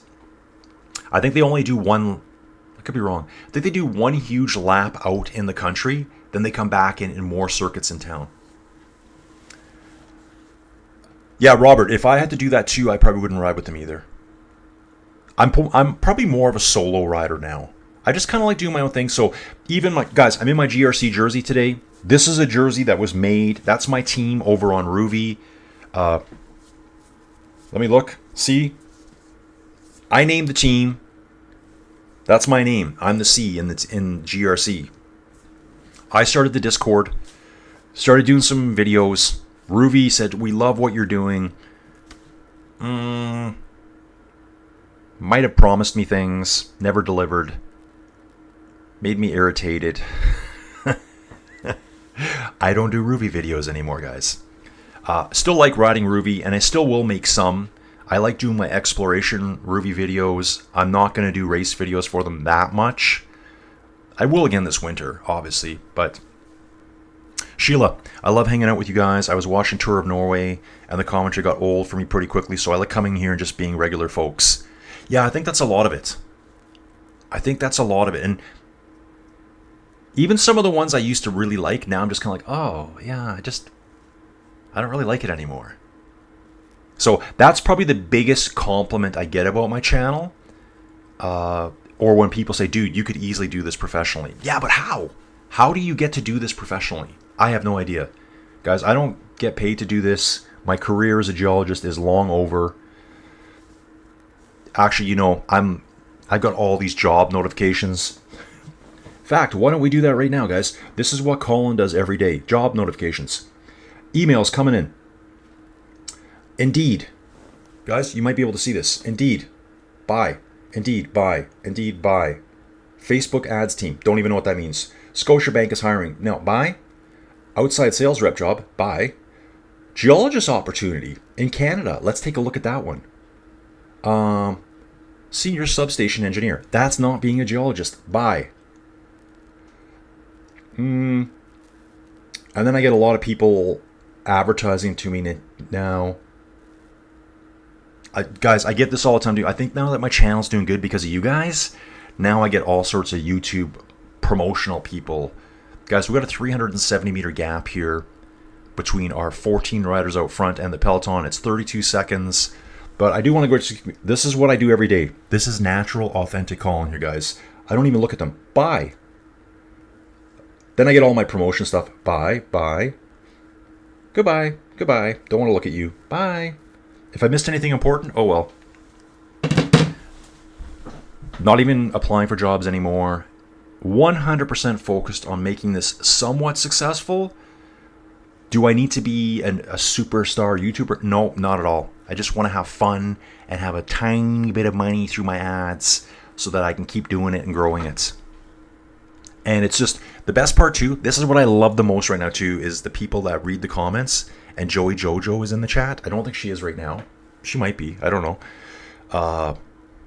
When you see me look here, guys, so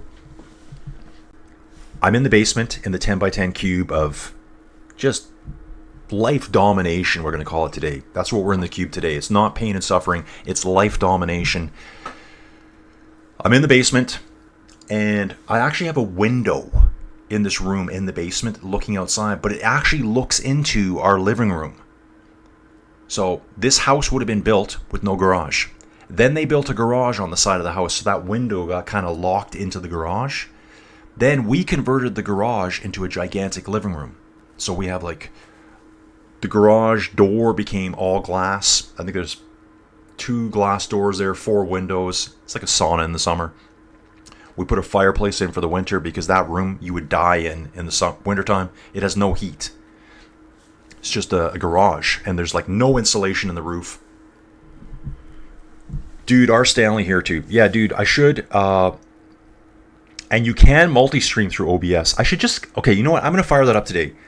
But it's hard for me to interact. Like, the problem with Twitch as well would be... So they have it just chatting. Guys, I know Twitch very well. I did stream on it in the past. I know Twitch through gaming. That's what Twitch was basically developed for, was for gamers. I did do live bike rides myself on Twitch in the past. They'll be gone now because they only keep your videos up for a week. People would jump in the Twitch stream and chat with me. And I just do a bike ride. And so they could see me doing the ride. They could see where I was riding. I should do that as well. But again, back to Joey Jojo. She'll watch it and she's like, oh yeah, people are into this. People really like whatever you want to call me. I was going to say Dum Colin. They like what he's doing. They're into this. So I love those comments too, and how you guys just like the way I do it. So anyways, moving on from that. I'm not talking about me. Dream, watching the weekend cycling review shows this weekend, and for the topic of GPS, they opine about it being the rider's telemetry and data, Velon versus UCI. Mostly they were against UCI handling it. Yeah, I guess I heard someone say too, it's for safety and the fact that they could see exactly when a rider had crashed. So I guess maybe on some more remote courses, they could see, okay, we know exactly where they crashed. I thought the transponder would know that too. Yeah, I don't know, whatever. Either way, I think it was dumb to disqualify the teams.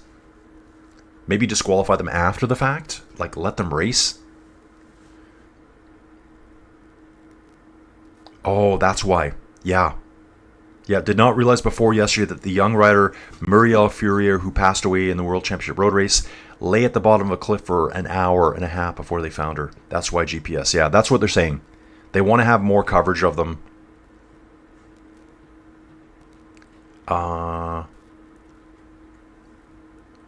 Okay, R. Stanley's he's got to go renew his tags, license plate soon. Dude, I think I do that all online here. I should do it at August 31st. Mine's gone. That's coming up real quick. Can't even drive today. Yeah, and I heard people mention that before. I didn't know the full details, Robert, when you talked about that, but I did see that before. People were saying they would have found her way quicker if she had a GPS unit brake. So, guys, I'm thinking like Tour of Rwanda. When they go into that countryside there, I think it's kind of remote in places. So if you crash out there, they're not going to know where you are. Who remembers the Olympics in Brazil? Was it in Brazil? The road race course was so sketchy out in the jungle there. People would crash. Unless there was like a motorbike right there, you really wouldn't know where they were. Yeah, an hour and a half suffering. So, not good. Yeah, just implement it across every team. I would just say, yeah, guys, this is how you're doing it. You want to race next year? You're going to have a GPS tracker on your bike. What we do with it, that's probably up to us. Like, average speed after 2 hours of racing is right at 49k an hour, guys. So it's actually sped up since the last time we looked. I'm on some ads here. I still don't have race feed yet. Soon as I get it, guys. Soon as I get it, I'll be able to tell you what's going on here. And more commercials. Yeah, this front group, guys, is very, very strong here. When you look at these names here, Casper Askren, guys that can really work. Jasper Stuyven for Lidl. Are all the teams here? Not all teams are present. The Rockets are present. Tudor's present. The other pro team, Lotto, Astana, Jayco, Picnic, Red Bull, EF, Decathlon, Bahrain Victorious, Lidl, Sudal, Alpecin Deceuninck, UAE. I don't see any Movistar riders. There's no one from Movistar here. There's no Grenadiers here. No Arkea B&B. So some riders have missed out here.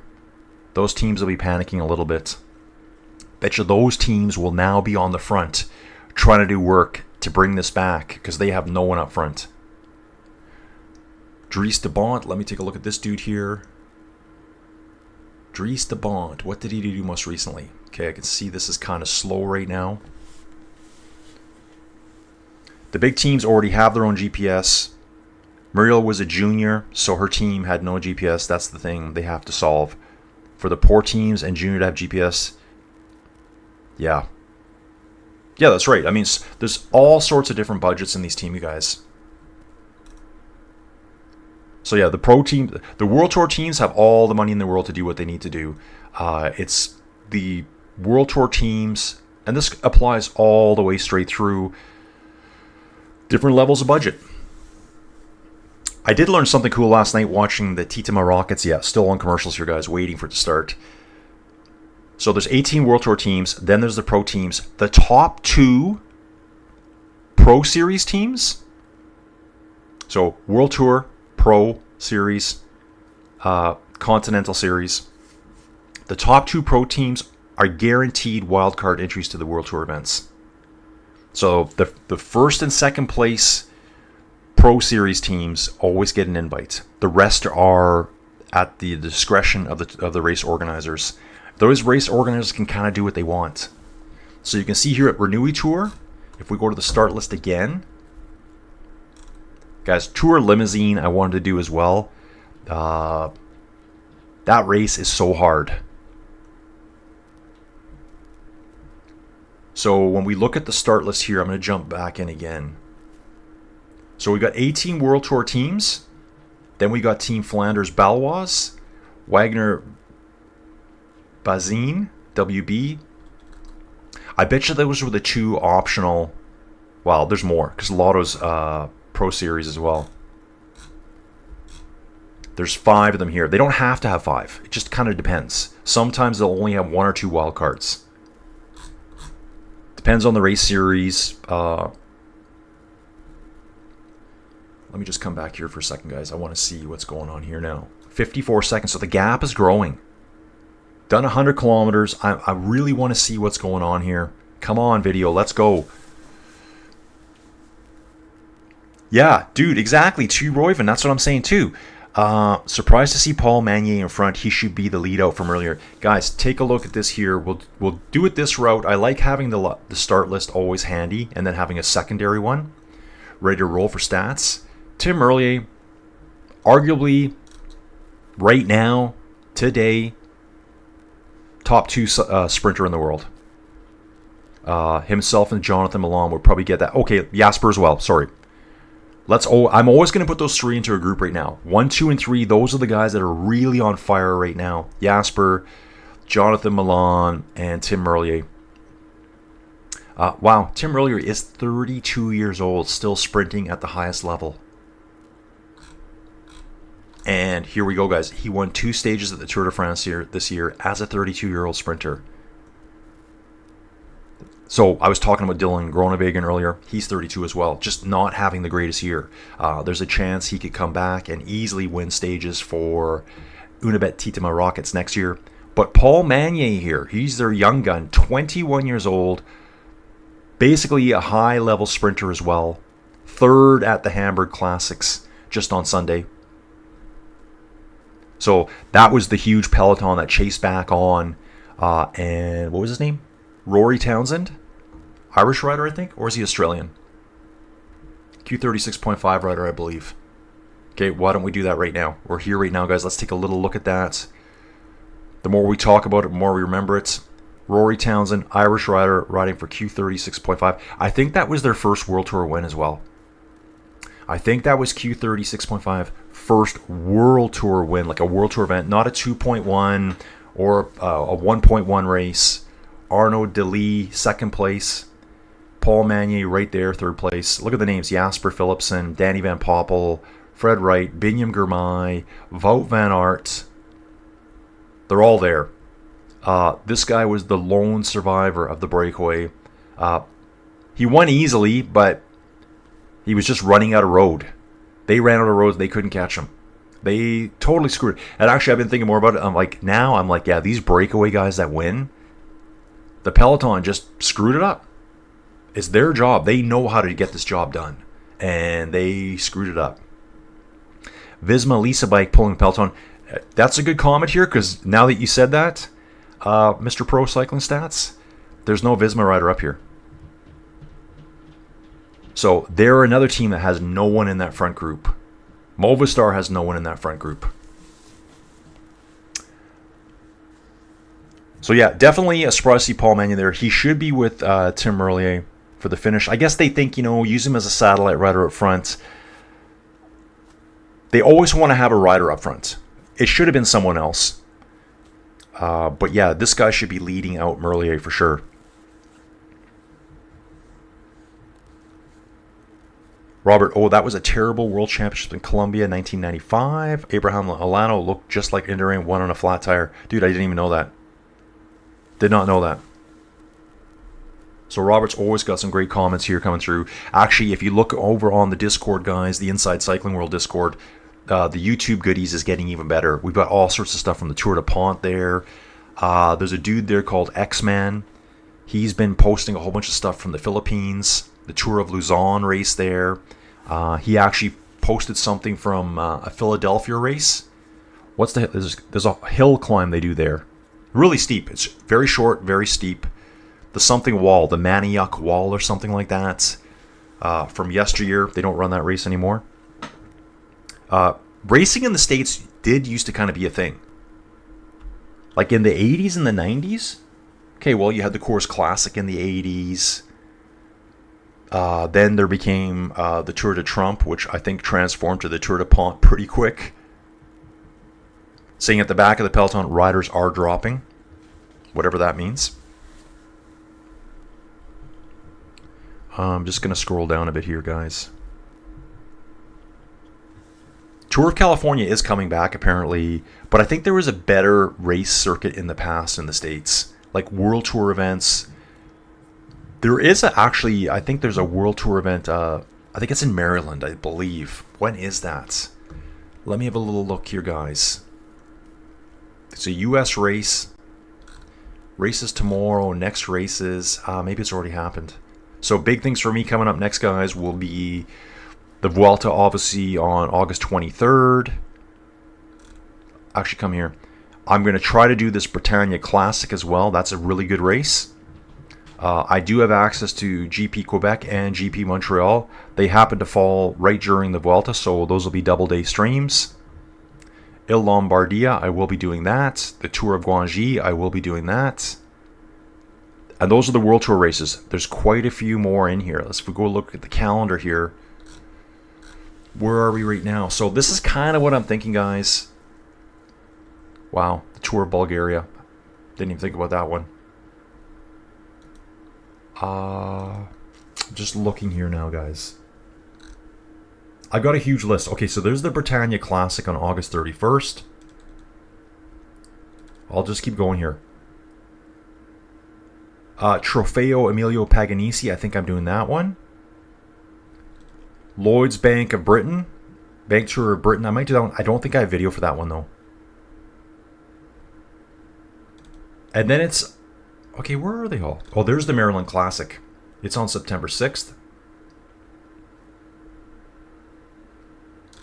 Here are these ones. GP Industria and Artiganiag. Yeah, whatever. One Pro Series race.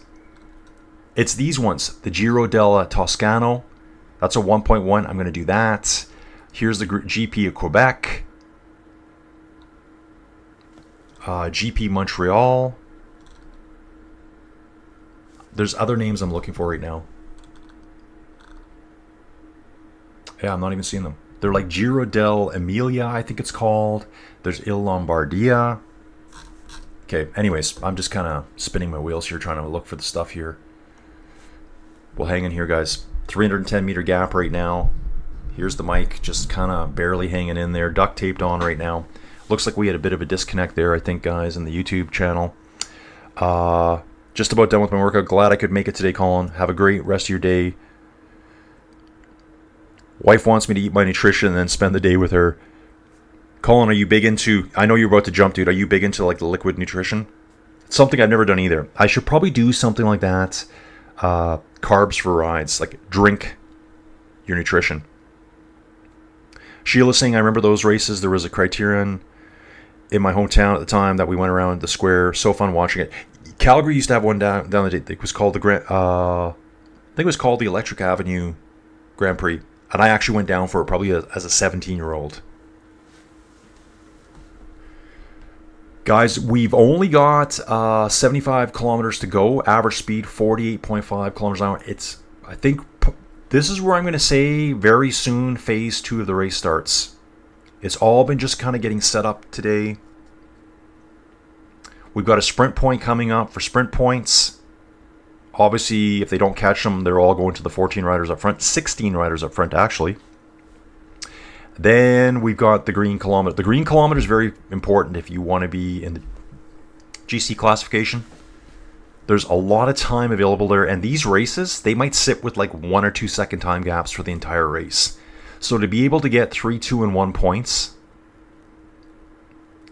right here, 3, 2, and 1 seconds, I should say, every time through, you could have a 9-second lead.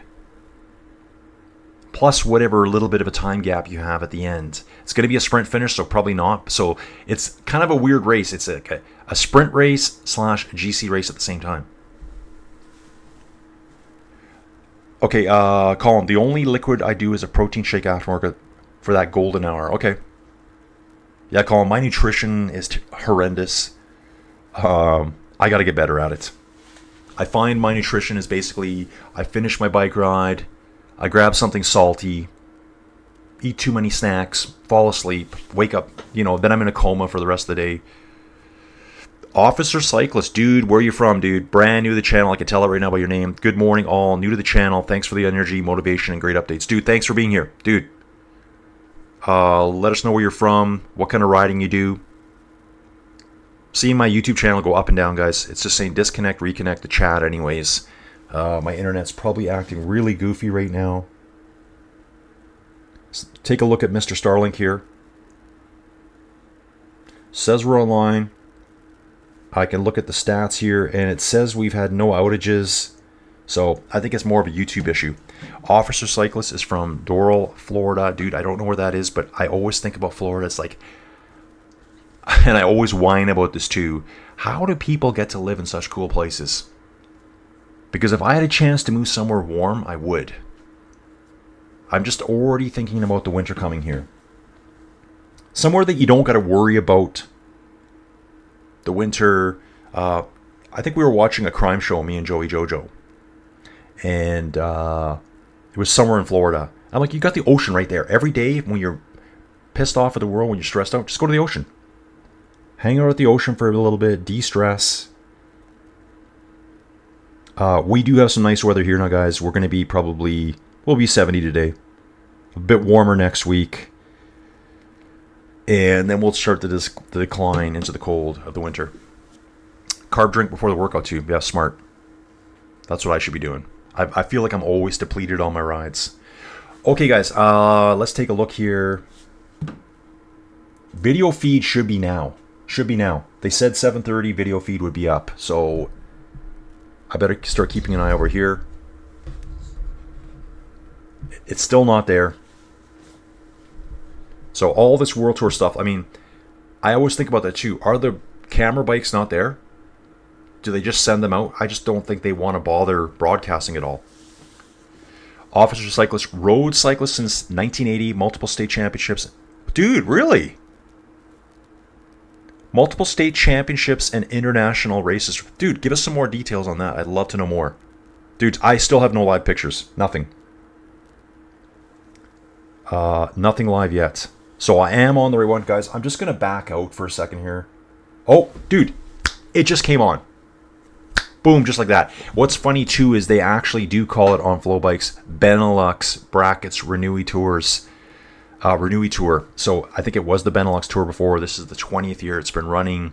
I'm going to say probably, yeah, so I've got live video now. We're looking at people. We're looking at boats. We're not even watching the race. Thanks a lot, Mr. Director. Wow, this guy's just having fun. Ooh, yeah, dudes, I'm looking at the wind turbines out in the water here, and they are humming along real fast. They are humming. They're not like, they look fairly big.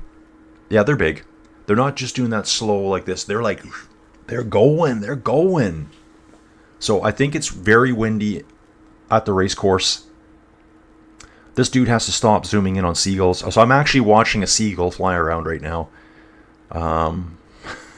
There's a race going on, dudes. Yeah, officer cyclists, let us know about your state championships and which international races did you go to. So I'm assuming state championships maybe when you're younger, or perhaps it's age category championships. I've met a lot of dudes, really, really top end cyclists. Like they'll be age category champion, 55 to 58, whatever it may be. But let us know, and especially the international races. Okay, it says the Peloton's back together now, guys. I'm seeing that. We are now watching a ferry bringing people across from one little island to another. So this is why I do my commentary, guys, and this is why I like having Bike Terra on board, so that I can see what's going on, because this guy's just showing me ferries and seagulls. Now, looking there at that race video, might have been slightly delayed. It said there was 3 groups on the road. The breakaway and 2 pelotons. This is saying the peloton, the split has been undone, meaning it's all back together now. 42-second gap, so is that true? Hang on, guys. Okay, now we're getting some better footage here. Aerial views. I have no idea what it looks like in the Netherlands. Flat. Here we go. Now they're actually starting to show some race stuff. Terneuzen to Breskens. Yeah, T-Royven, after you said it, I'm like, I was just going to refresh it. I was going to back out and go back in. It just popped in. There's that port I was looking at earlier. Guys, last 2 years, Tim Wellens. 2021, Sonny Cobrelli, Mathieu van der Poel in 2020, Laurens de Plus, Matty Mahoric back in 2018. Matty is here today. Tom Dumoulin, remember that name? 2017, 2016, Nicky Terpstra, and Tim Wellens won this in 2015 and 2014. So I think Tim has 4 wins under his belt here. This is kind of his thing, kind of his race. I saw some preview stuff about it yesterday, and you know, it's something that Tim really shoots to win. We'll take a look at that again here. Renewi Tour, and we'll look at the start list again. So yeah, Tim Wellens, Florian Vermees shooted a flat earlier, Igor Arieta. Oh, this dude. This guy right here, Julius Johansson, was riding at the Tour of Denmark for the national team. I think this was the dude. Yeah, he finished in the top 9. There was a 9-rider break on day 1. Got a 7th place overall. Very strong time trialist too. 15th place overall on stage 3. And I think it was also Julius Johansson who went in the 2-rider break, himself and Mads Pedersen. He got dropped on that first climb. Remember they did those multiple passages. Just seeing Dylan Groenewegen on screen here. Yeah, sprinter's legs, baby. Sprinter's legs, not these little toothpicks that the climbers have. He and I think it was Mads Pedersen were, maybe it was some different. No, I think it's a different guy. I think it was something Wirtz Schmidt that went with Pedersen. But yeah, this guy's here today, Julius Johansson, strong rider. Will be able to pull really hard for Tim Wellens. We also have the other dude, the other sprinter, Juan Sebastian Milano. So they're going to try to place this guy for a stage victory today, with Tim shooting for GC. Tim's going to be really interested in the Green Kilometer coming up. Still showing the riders' presentations right now, guys. Still on play picture. Yeah, so T. Royven, I was going to refresh it, and then it just popped up on screen. We got to see seagulls for about 5 minutes. So they're still showing the team presentations. They do this every day. They kind of show the start. Yeah, it is pretty windy. Jonathan Vandenberg, your stats game is strong. Dude, thank you very so much. Dude, I'm just looking up the stats as we go. I'm getting lots of cool stats here from everyone that's in the chat. I'm really hoping Officer Cyclist here will give us some background on his road racing endeavors. Multiple state championships, probably in Florida. That's where he lives right now. And international races throughout the years. Dude, let us know, bro. Let us know. I like to share this stuff with people. So many good cyclists here. There's a lot of people here that are just absolutely cycling fans. They don't even actually ride, and that's cool. Guys, I didn't ride for 20 years. 97, I kind of quit. Picked it back up in 2017. Mathieu van der Poel at the sign-in. Yeah, let's go, buddy. Mathieu van der Poel, I think he had pneumonia. So that was his reason for pulling out of the Tour de France. Oh, dude, really? Officer cyclist. Tour de l'Abitibi. That's a race in Quebec, guys. In Canada, in my early years, won multiple state championships in Puerto Rico and later in Florida.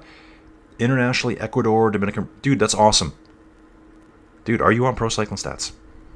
Are you on Pro Cycling Stats? Guys, I've met people over on my Whoosh, so they're showing the actual race start now. I've met a bunch of people on my Whoosh when I used to do more of their race coverage. I haven't done any for a long time right now. And yeah, I found them all on Pro Cycling Stats. A lot of Colombian dudes that went and raced kind of at Conti level in Europe. I should go back and look at it again now, because at the time when I was looking it up, I didn't know who any of the Conti teams were. Cyclists now training to maintain a healthy lifestyle. Absolutely, dude. That's why I do it. Physically and mentally. Right? Physically and mentally. Yeah, so circuits at the end here, guys. And they crisscross back and forward on the same route over. Okay, there's the circuit at the very end. Finish at 182.6 kilometers. Got 67 kilometers to go. So right about now, I'm going to say this is going to be the start of phase 2. And thankfully, now we got videos. Now you're going to see me looking a lot more this way, guys. So you know that I am actually watching this. I'll tell you how I see it go down. A lot of looking back here. I'm actually looking for things like I like to look for flags. These guys are absolutely slamming it, guys. Alpecin de Koenig rider sitting on the back. Looks like he's calling for team car. Shimano Neutral Service. He's getting a bottle from Shimano Neutral Service. The blue car. The blue station wagon, or a state wagon, as you guys like to call it in the UK. Favorite car? Guys, dream car. E63 wagon. Bang! Right there. That is like my dream car. Picnic Post and L Rider here. Guys, these guys are flying. Nice draft work here. It's almost like a big team time trial. Looking at the canal waters, I can see a bit of chop on them. I think it's quite windy. Soudal rider calling for a bottle. This must be Paul Magnier here, number 24. Yeah, they're just putting bottles up. Lots of good crowds out here too. Little crossroads are going through. It's going to get good now. And I can take a look at Pro Cycling Stats here.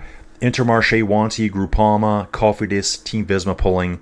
Bet you these are all the teams that have no one up front. Just going to try to look at the jerseys quick. There's definitely no Visma rider up front. There's no Movistar rider front. They're not pulling. I don't see a Groupama rider. Here's Lotto. This is Lotto. Okay, sometimes I look at Lotto and Cofidis from a distance, and actually small little avatars on my screen here. I can't see the difference. And no Intermarché. These guys all need to work. Start working, boys. You screwed up. Get riders up there. They need to pull this back. They need to pull this back now. We're on, folks. We are on. When I got my video going, I am in the zone, guys. In the zone here. Guys, I don't know if you can see it, but like this thing is just like hanging on here. I keep saying I will get a new one right away. It could actually just fall off at any time. Could you imagine? This is how professional we are over here at Inside Cycling World. Colin is your host. I am the host of the channel. I am the only host, and I will always be the only host of this channel.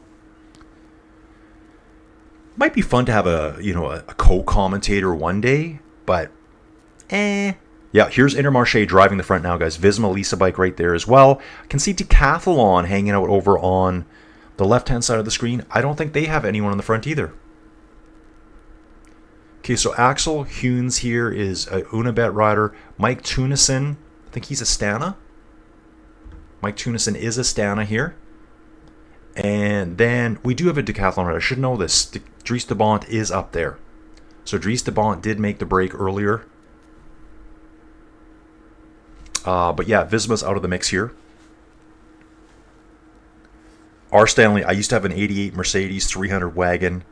S124, it was awesome. Sold new for 42K back then. Yeah, dude, I fell in love with like the C63s. Like I love that. I know it's called a 63, but isn't it a 6.2 liter? I don't know. Just like the coolest sound and engine of all time. I mean, They slapped them in a bunch of different vehicles. Then I found out they put them in the wagons. I think it's, yeah, like I don't think there is a C63 wagon. It's a sedan or a coupe, I think. But it's the E63 wagon. Those are the ones that have like all-wheel drive, carbon brakes, all that kind of funky stuff, or you can get the option. There was one for sale up in Edmonton, I don't know, 5-6 years back, and it had the full, ceramic brakes. I think I said carbon. I think the ceramic brake package alone was like 15 grand. Just insanity. But those things are beasts. Ooh, check this out. Following the national champions at the start of today's race. Tim Wellens is the champion of Belgium. Road, okay? So not time trial. Matthias Vasek here for the Czech Republic. Just having a quick peek here at Kasper Askren for EF Education. Lucas Kubas here for Slovakia. Tom Skoins for Latvia. Evgeny Fedorov for Kazakhstan. I think he might be a time trial champ. No, he is a road race champ. It says that. And, okay, I don't know if I've heard this name before. Aviras Mikutis for Lithuania. Let's take a look at this dude. Aviras Mikutis, two-door pro cycling. He's 22 years old. Raced on Friday at Circuit Franco-Belge. I did cover that race, guys. Yeah, here he is. Ooh, yeah, nice. Time trial champion and road race champion this year. Young dude, two-door. They've got him locked up through 2026. Watching the breakaway guys, they're all absolutely smashing it at the front. There's no dilly-dally. There's no curvy-swervy. Everyone's going hard. Pretty technical, the corners on these races, too, I find, in Belgium and the Netherlands. Going from one direction to the complete opposite direction, backtracking in one little 180-degree corner. I see that a lot. Conditions are nice out. It's dry. It's not raining, so that's a good thing. Shouldn't have crashes that ways. 3 Bora Red Bull Bora Hansgrohe riders sitting on the back of the main peloton right now. And even the main peloton is quite stretched out. Maybe not full gas yet, but it's going to be happening, guys. We're in phase 2 of the race. We have our secondary sprint point of the day coming up. 10, 8, 6, 4, and 2 points available. Anyone that's really interested in the sprint competition knows right now they're all going away to the 14 riders up front. So the initial points of the day, okay, that's really kind of not working well for me there, is it? It's just not sitting on it. I'm not sure if anyone in the first sprint of the day... Here, I know how to do it. I'll do it this way. Okay, that's just showing points today. There are other sprint points, though. There we go. Yeah, it's just... I don't think there's anyone left in this break, because that sprint point early today, there were points acquired by some riders. Ooh, Stockbros for Unibet got points there. So now the guys are really interested in the points classification. Can pick some points up at Oostburg and at the finish. A lot more points available at the end. We do have the green kilometer coming up, which is like tons of time bonuses there. Bonifications, guys. Yeah, dude, I love a sleeper wagon. I love wagons. They're actually usable. You can throw your bike in the back really easy. Joey Jojo will never let me get one. I just wish I could. I would like maybe like a nice Audi wagon. The E63s are just fantastic. Too expensive, though. A lot of car for what you're paying for, though. I mean, it'd be perfect here. Have an all-wheel drive wagon for the wintertime in Canada with every luxury you can think of and a monstrous 500 horsepower plus engine in it. Yeah, I'd love it. Absolutely would love that. Okay, looking at the peloton here, guys. Cars hovering right by. Riders going back to the cars all the time. I think that's a rider going back for Soudal right now. Lots of helicopter shots here. Think about logistics alone, right? Cycling is so huge in Europe. Some of the Titama Rocket stuff I was watching, I think it was a 1.2 race. They have helicopter coverage. Actually, there was a rider that didn't start today either. Jan Moss did not start. Dutch rider. Just getting word of that now. Did not even know that. Trying to see the actual physical break on the road. I think I can see it now. Saying it's 42 seconds. So there's the Peloton at those trees. Yeah, and here's the group up front. We've had 2 riders abandoned from the crash. Anton Palzer and Thomas Portsmouth. Tried to make that... They are riding in a bit of an echelon formation, and you can see the trees blowing. Yes, dudes. Echelons might be coming back, guys. They're riding in a diagonal echelon. It's not too crazy diagonal. From the left-hand side of the road over to the right, winds are coming from the left. Trees are being buffeted around a lot here. Okay, those dudes there. Who is this dude? Kenneth Van Roy. I'm looking at him right now. Wagner Basin. They got the green jerseys on. Looks like they ride DeRosa bikes. I think we can look that up here. Look up... Oh, I can't actually click on his team name there. I can click on it here, though. This is the Wagner Basin WB team, the PRT team, Pro. And if we look at their bikes, they ride DeRosa. So that is him for sure. Okay, and I thought Steve's wearing Tour Limousine, which he can't right now because they're riding. Jensen Plowroad has abandoned the race. I think was he in a crash earlier? Just 10 seconds ago, it says he abandoned. 40-second gap, you guys. They're basically only a few hundred meters behind him, I would say, like 400 or 500 meters. Oh, that's right. They call it the Super 8. And I think the Super 8 might be different than the other ones. So that must have been earlier today. We'll get this all figured out, guys.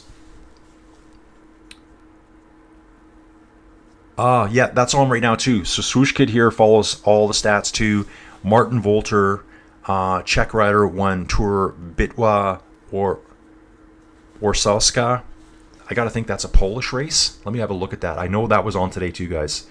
If we go to home here, latest results. Yeah, right here. It's a 2.2 race, so it's a stage race at the 4th level, highest level of racing. And again, yeah, it has got a Polish flag here, tons of Polish riders. So this race here would be more of a continental level race. If we look at Martin Volter here, ATT Investments, continental. It'd probably be all continental riders here. We won't see World Tour teams here or Pro Series teams. Voster ATS Continental, they were racing at Tour of Denmark, I think, earlier. Maybe it was the Czech Tour. No, it was Czech Tour. X-Speed United Continental. Dudes, I know these guys. I know these guys here. They should have lots of Canadians on the team, which they do. Wow, this is so cool to see, guys. I wonder if he's here at this race. So, X-Speed Continental, guys, I am watching the race. It's a 42-second gap. Intermarché still driving the front. The back of the Peloton, single stream of riders. Just a single snaky ride. And I can see gaps opening, like, right before my eyes. That EF rider let a gap open. And you better pull it back, dude, or else you're going to echelon out the back here. Got this BMC rider just on a BMC bike anyways. Looks like a national champion. Flying up, closing the gap quick. He's like, I ain't hanging out back here. These guys are going to get split off the back right now. This EF rider needs to pull those dudes back. Or guys, don't stay with him. Get out of there. Just dangling like 10 meters back. Another rider jumps. Story on the X-Speed, guys. Over on my Whoosh, inside digital virtual cycling, whatever you want to call it. I did a bunch of race coverage there. I met the X-Speed guys. One of the guys who saw the videos, I think he's the father of 2 young kids that race on there. I mean, they're 9-year-olds racing. And he's a director sportif in Europe for X-Speed United. So X-Speed United Continental is a Canadian-based team that goes and races in Europe. And you see this name here, Henrique Martin? I've actually commentated on this dude. And his dad jumped into the live chat. It's another case where his dad jumped into the live chat and said hi. I'm like, dude, do you know? He goes, yeah, you're talking about my son. I'm like, awesome. So I just want to have a quick look here, guys. Okay, so Henrique Martin is not here. But yeah, I do know these guys. So the Canadian-based team, lots of Canadians and Americans on it. They do a lot of racing in Europe. So I know their DS who kind of handles them when they're in Europe. Okay, so Kenneth Van Roy wins the sprint for Wagner Basin WB at the Oostburg Sprint Point. I'm going to give this a quick refresh because it's not even... Okay, they are there. Yeah, they're just through it now. On the detail map, you can see they've just passed through it here. 41-second gap. I think the guys in the Peloton are pulling really hard here. You can see Binyam way over on the left-hand side of the screen. And the wins are coming from the left-hand side here. As the riders get more tired, there's Unibet there. Tita Rockets near the front. Lidl Treks there as well. Kind of a good representation of all the teams here. 14 riders, 16, again, 16 riders up front. 40 seconds time gap. I would expect this Peloton it has a good chance of being broken up into other groups. Just a couple of bad moments and you'll be off the back and you'll be forming echelons with others. Certain riders I haven't even seen Mathieu van der Poel yet. It's kind of like Hamburg Classic. Wout van Aert was there. Never even saw him the whole race. I think he finished 9th. Probably not the result he was hoping for. They let the breakaway get away though. They didn't work smart. I love how there's Sheila. I love how there's a bike path along the highway separated by a giant hedgerow. That is so cool. Yeah, I mean, like, so perfect here. This part of the world is perfect for cycling. I mean, yeah, and they're along the main highways. They're riding secondary roads. There's bike paths everywhere. Love the reference to the hedgerows. I love that. Sheila. Front of that Peloton is smashing now, guys. Absolutely smashing. They've changed direction, so I wonder if they've been told, hey, guys, we're changing direction. Hammer. There could be a split. Again, it's left-hand side of the road to the right, trailing for all the riders. And that front of the Peloton was completely strung out. It might come back together. They did go through a corner. It was a high-speed corner, though, but they were really strung out in the Peloton. Let's see if we get some echelon action going on. Weather during the race right now, how windy is it? 22k an hour. It was earlier, it was 28k an hour. I'd say anything over 20, you have a chance of echelons depending on wind direction. Okay, still the same stuff. 39 seconds, guys. 39 seconds. So yeah, really cool there, Swoosh, seeing the Tour Bitwa Warsawska.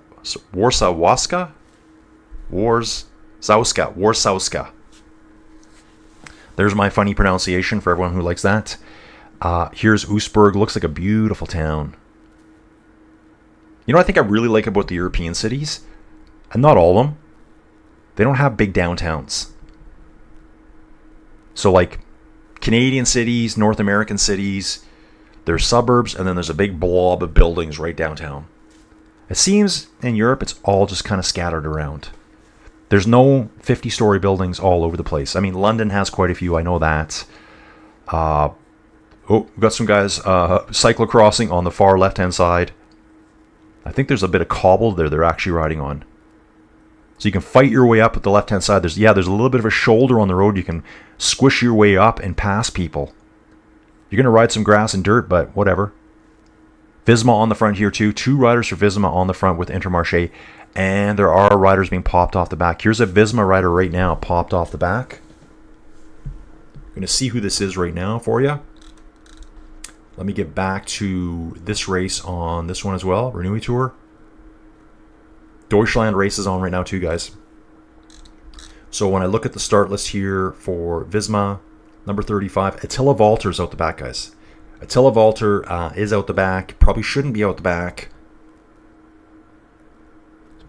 Got a lot to do with turns in the route and the winds. And here's the giant hedgerows again. Yeah, they are giant hedgerows. So cool to see that. I want to get as live as I possibly can. 55k there. And what do we have here? Ooh, that's way behind. Oh, okay, sorry, I read it wrong. 50k to go when I got 49.3 here. Yeah, Jumbo is riding hard on the front. But yeah, Attila Valter was out the back. Maybe he was just going to get food. Gels. Let's see if he gets back on here. They do change direction quite a bit in this race. And with one prevailing wind direction, it's going to set up opportunities for more echelons here. Jumbo driving hard on the front right now. Visma Lisa bike. Looks like they got 3 or 4 riders of Intermarchés in the mix. Cofidis is up there as well. So it's kind of like the Arrowhead. There's like a string of 8 or 9 riders out the front and then a big blob of a peloton behind it. Soudal going back here. Number 25. That is Dries Van Gestel. Looks like he's loading up on some bottles here for the team. Yep. Got 2 bottles in the back right now. 2 on his bike, or 1 on his bike, 3rd bottle, and a 4th bottle. So super domestic here, going back, grabbing bottles for the boys. Little slight sticky bottle acceleration up to 50k an hour. Get back on. Riding the S-Works. Yeah, these bikes, whenever I watch the Trek teams and the Specialized teams, yeah, it's their bikes. It's the Trek, sorry. Okay, I'm going to fix this right now. Specialized S-Works SL8, that's kind of that brand. I think I butchered this in the past. And then it's the Trek Madone. So it's a Madone. Well, it is a Trek Madone. SLR, I think they call theirs the SLR 9 Gen 7 or something like that. So SL8 and an SLR 9. Both bikes are available on Zwift. That's where I figured that out. I'm like, why do I keep saying that wrong? 36-second gap, guys. They're trying to slowly bring it back here. Average race speed, 49.5 kilometers an hour. Yeah, so these guys are banging out 134 kilometers in under 3 hours. Okay, favorites for overall final GC, according to the fantasy game here over at Pro Cycling Stats. Mathieu van der Poel, first place. Tim Wellens, second. Mateusz Vasic for the Czech Republic. Arnaud Delis, really? Okay. And then Thibaut Nice. See Arnaud Delis more for sprints, but maybe not. Well, we'll see. Mathieu, I can really see it. Arnaud Delis, more single stage wins, perhaps. Fab Cycling. The shoulders of the road are called grass links. Naturally, because they are grass and stone and have ridden upon them myself, I can say they are sketchy. Really? Grass links, okay. Yeah, you can see the road, guys, and then right off the side of the road, it looks like there's maybe, I don't want to call them cobbles, but like brick that's been laid. That's what it almost looks like to me. And it's, you can kind of see the dirt and grass trying to grow through it. Is that kind of what it is, Fab Cycling? T. Royvin is asking, I wonder who Cofidis riding for. Dude, I ask that my question at every race when I look at Cofidis. I'm going to look at them here now. Yeah, who are they riding for? Do they? Okay, this dude here, Nolan Mahudo, does have a sprint. Aimed against. A little bit of a sprint, more of an all-rounder. Yeah, did they have a lead out? Milan Frenton? Okay, Milan Frenton's got the sprint. I did see that name earlier too. Got a second place finish here at Tour of Bologna, so he does have some wheels under him. Giro d'Italia, yeah, this guy's got wheels. This guy definitely has wheel here, this Cofidis rider. This is their sprinter right here, Milan Frenton. Second place, stage 6 at Giro d'Italia. Potenza to Napoli. Who did he lose to? Let's see. Lost to Caden Groves on that event. There was a lot of climbing in that one beforehand. So, Paul Magnier, he beat Paul Magnier at that same stage. Interesting. So, that's their sprinter. Frenton. I keep saying Frenton. Wow, this guy's got a busy... Guys, take a look at this. This is what you always forget. I love this kind of stuff here. I am watching there's echelons going across the road now, guys. Will anyone pop off the back? So they're going to go diagonal across the road. It's a pretty modern, wide road. Once they run out of space on the far right-hand side of the road, that's where the breaks could happen, depending how windy it is, too. Take a look at his program. He's at the Renewi Tour. Then he's going to the Tour of Poitou. At the after this, the GP deforms. These must be all like 1.2 level races. He's got a ton of races still to go, all through August, September, and October. I'm going to look at the last race he's doing. The 38th bench, Chemin bench. Looks like it's the memorial for Frank Vandenbroek, the Frank Vandenbroek. So we've got Intermarché going, Lotto, Wagner Basin who's here, Volker Vessels who I saw racing, a lot of Conti teams. Wow, this is kind of a big race, guys. Look at this one. Visma's going, Arkea's going, UAE, Astana's going. Not a World Tour race. I don't even know what kind of race this is. What race is this? Sorry, guys. Just Colin, the master of getting distracted, researching cycling stuff. I love here on Pro Cycling Stats is saying final lap. Final lap. Really? How is this the final lap? It's a 310 meter gap, guys. We're under 30 seconds. Well, it's 36 seconds here. Flow Bikes is saying we're at a 16-second gap, so I think it's all falling apart on them now, guys. Everyone's pushing super hard here. 44 kilometers to go, is that correct? Yep. Drop from the Peloton, Alex Kirsch, Eco Bastians, and Jonas Geens for Team Flanders Balois. They're kind of protected right now by the hills, and they're back in town here, so they're not exposed to. They're in Breskens itself. They're not exposed to the open winds through the farmlands. So no worries of echelons here. It's just the pace right now, very high pace. Johan Price Peterson, Alpecin de Koenig. Guys, I know exactly who this is. This guy sat in the hot seat for probably an hour and a half at the Tour of Denmark time trial. I'll show you him here. He finished 5th overall at the PostNord Tour of Denmark race we did last week. Stage 3, the individual time trial. So he has just abandoned the race. You know what, guys? It gives me a big thrill to know who the heck I'm talking about. So when I see things like that, I'm like, I know who that is. Sieb de Weert wins the combativity classification. Yeah, I think there's one sprint point out here that's just for combativity. I think they do it differently. Yeah, we're down to 12 seconds, guys. Down to 12 seconds here. Over on Flow Bikes, I'm seeing that they're all back together. They're all back together now. Okay. Some of them are cobbles. Okay. I wonder why they do that. Like, why would you build a road that way? Like, let's put a little spot on the side of the road for cyclists. Let's put a little spot on the... they might do that there, to be honest. That wouldn't surprise me. Ooh, yeah. Road furniture central here, guys. You know the dude that does this with the flag? I would be nervous being that dude. Ooh, guys. 17 kilometers to the intermediate sprint. Green KM. So it's the green kilometer. There's 3 time bonifications in that 1 kilometer. It's kind of nutty.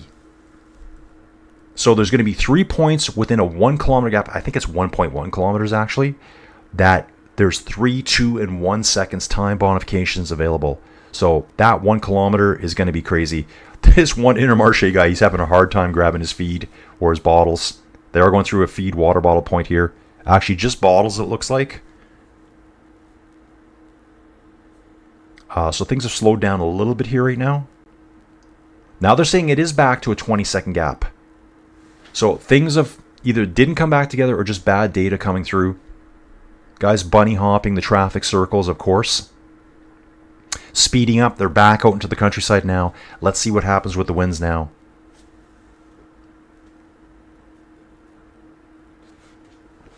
"42 kilometers to go. That might be time to go get a coffee, perhaps. Thinking about it. Only had 2 today.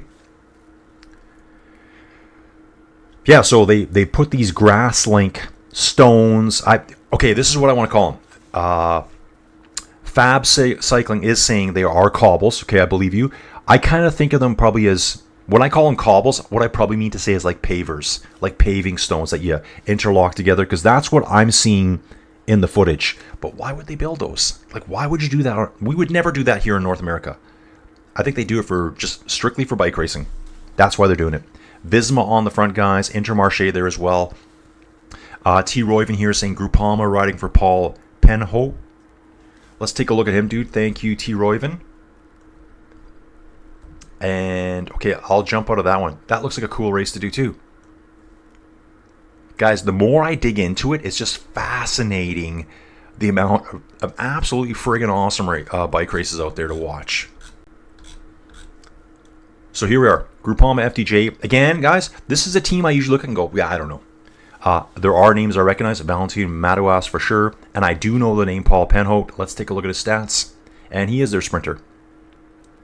Definitely the sprinter. Ooh, yeah, look at this dude here. 12th place at the Hamburg Cycling Classic on the weekend. Did finish the Tour de France this year. Groupama, they're kind of like Cofidis. You just never know. They don't really ever have like a huge star on the team. Smaller budgets. Looks like I think that was a Soudal rider blown out the back there. Intermarché and Visma doing probably 50-50 of the work at the front. Picnic showing up now. A lot of jostling on the side of the road here. Banging shoulders. Criterium de Dauphiné, he finished that. Yeah, this guy's a good rider. 5th place, stage 7 at Tirreno Adriatico earlier this year. 3rd place on one of the stages. Had a big year on the bike too. Looks like he's done a lot of race days. T. Royven, thank you for pointing him out. And we'll get back to the race stats here. Saying we've already had 5 riders drop out of the race. That was the Soudal rider. Aiko Bastian's dropped from the Peloton. 29-year-old rider. Big dude. 1.91 meters tall. Just finished the Tour of Poland. Did the Tour of Swiss earlier this year. Did Paris-Nice. UAE Tour. Had a full year already. I always wonder if it's just fatigue that gets them after a while. Sylvain Dillier for Alpecin-Deceuninck. I'm watching it right now. He's on the very, very back of the Peloton. He will get back on. They're going through some corners. He'll be able to just squish his way up as the Peloton rubber bands down a little bit. He's back in now, but he was really fighting to get back on there. All these little towns, too, of course, have their cobble/paver stone intersections to go through. Not like cobbles from Paris-Roubaix, but like the paver stone cobbles. You know, when you go to some little town and they have the artsy-fartsy area where you can buy $12 coffees. A donut costs you $14. You can pick up patchouli oils, incense, and artwork by the local artisans. That kind of setup. The paving stone area of these little towns. Penwet. Okay, T. Royven, I got it. Penwet. Is it really Penwet? Dude, I hope so. I'm going to stick with it anyway. Penwet. Fab Singam. Peloton might make the catch too early and encourage other attackers. Yes, dude. That's what we're hoping for. It's always a fine line. How quick do they catch them? If they do catch them, as Fab Cycling saying here, we're going to see huge attacks going out the front. Right now, guys, we're probably 15K out from the green kilometer. That's kind of the big point of the day right here. Probably going to see it that the green kilometer is going to decide. Let's see if that happens. That's my prediction right now. That green kilometer is going to decide who is the overall leader at the end of today. Not the finish line. The green kilometer is. That's what I think. Is saying there's still a 22-second gap and so many changes in direction here. It's constant. Never a straight road for very long. Guys, what I'm going to do probably, I'm hoping to do it next week when Joey Jojo's gone to Vegas. I do have a 4K action cam. You know, where you wear the magnet thing and you put it on underneath your jersey. I'm probably going to go for a ride outside. I'll show you how boring my roads are here. Last victory for riders in the break. Paul Magnier, Stage 4, Tour of Poland, just on August 7th. Ryan Mullen, National Championships for Ireland, individual time trial. Casper Askren won Stage 14 back at the Giro early in the year. Tibor Del Grosso for Alpecin de Koenig. Won stage 2 of the Tour of Turkey. And Rick Plumers for the Muscat Classic early this year. Oh, we got a bunch here. That's all that there was this year, though. Cool stats. I love those kinds of stats.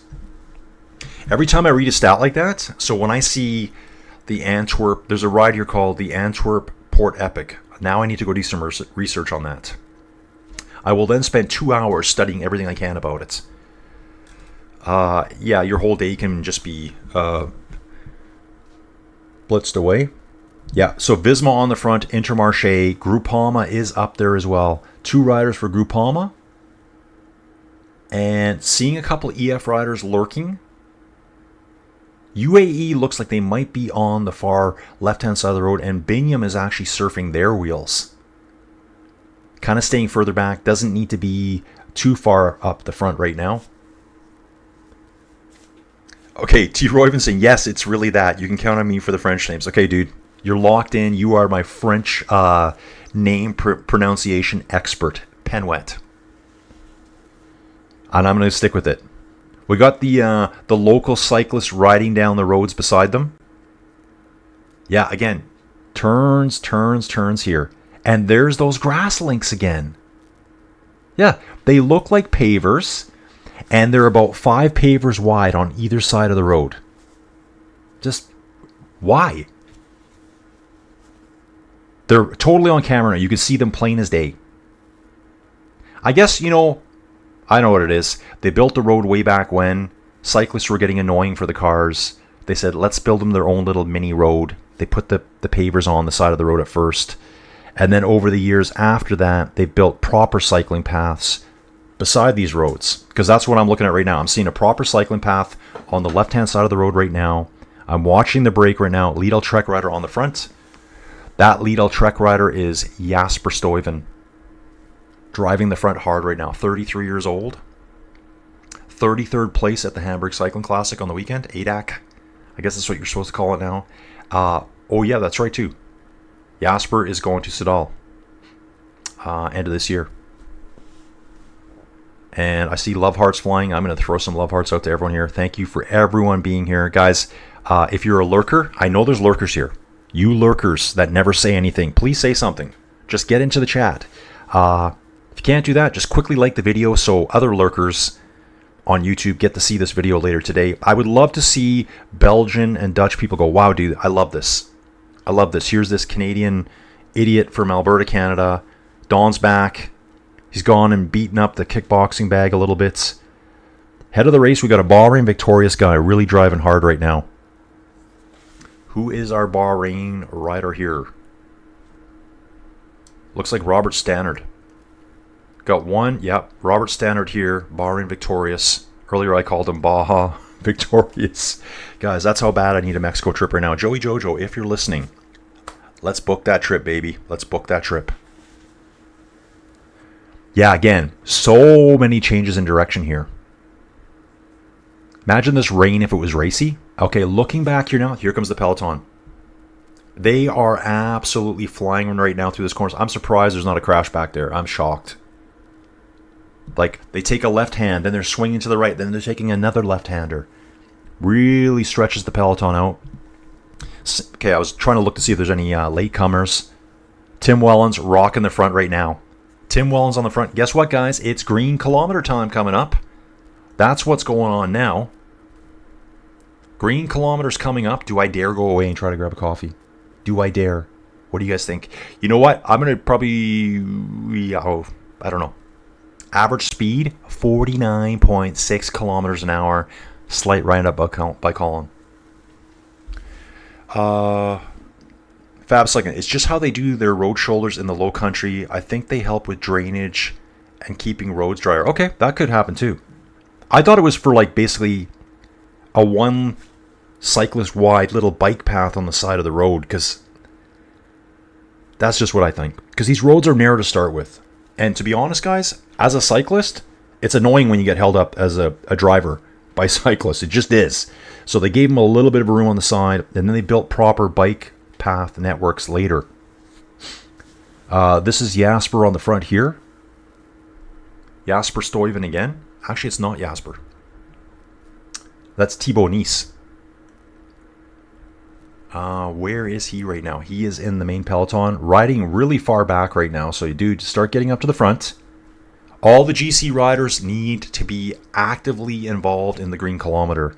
I'm sure Tim Wellens is going to be right there. We're going to see the appearance of Mathieu van der Poel. Haven't really seen Alpecin much today outside of their one dude. They got two dudes in the break right now. They got two dudes in the break, Tibor Del Grosso and Gianni Vermeers. We lost the one dude, Johan. I'll remember his name here right away. Something Price. Yes, we lost Johan Price Pedersen. We've also lost Jensen Plauer. They've lost two riders today. That's a tough one for them. They do have Mathieu van der Poel here, so it's all under control, guys. If you got Van der Poel rocking, you still got a very good chance of winning. Okay, so yeah, so Fab Cycling thinks they're for drainage on the roads. Possibly, dude. Really good series of roads here. Like, there's so many brand new roads, and then they got the old roads with that grass link stuff. Not seeing any at the moment. On the front now, Picnic showing up. Red Bull's there. Soudal's there. Everyone's there. Tudor's at the front. Seeing some taller Alpecin riders showing up. Who is that? Who will that be there? It's not Mathieu. See Simon De Haer's here. Might be this guy. There's a very, very tall rider at the front here. 1.92 meters tall. That's a big man. Full-size guy. Full-size man. As I like to say. Guys, I used to do that all the time in my videos. Another Alpecin rider lurking at the front now. Looks like they're having a nice chit-chat with the Red Bull rider there. Pretty animated.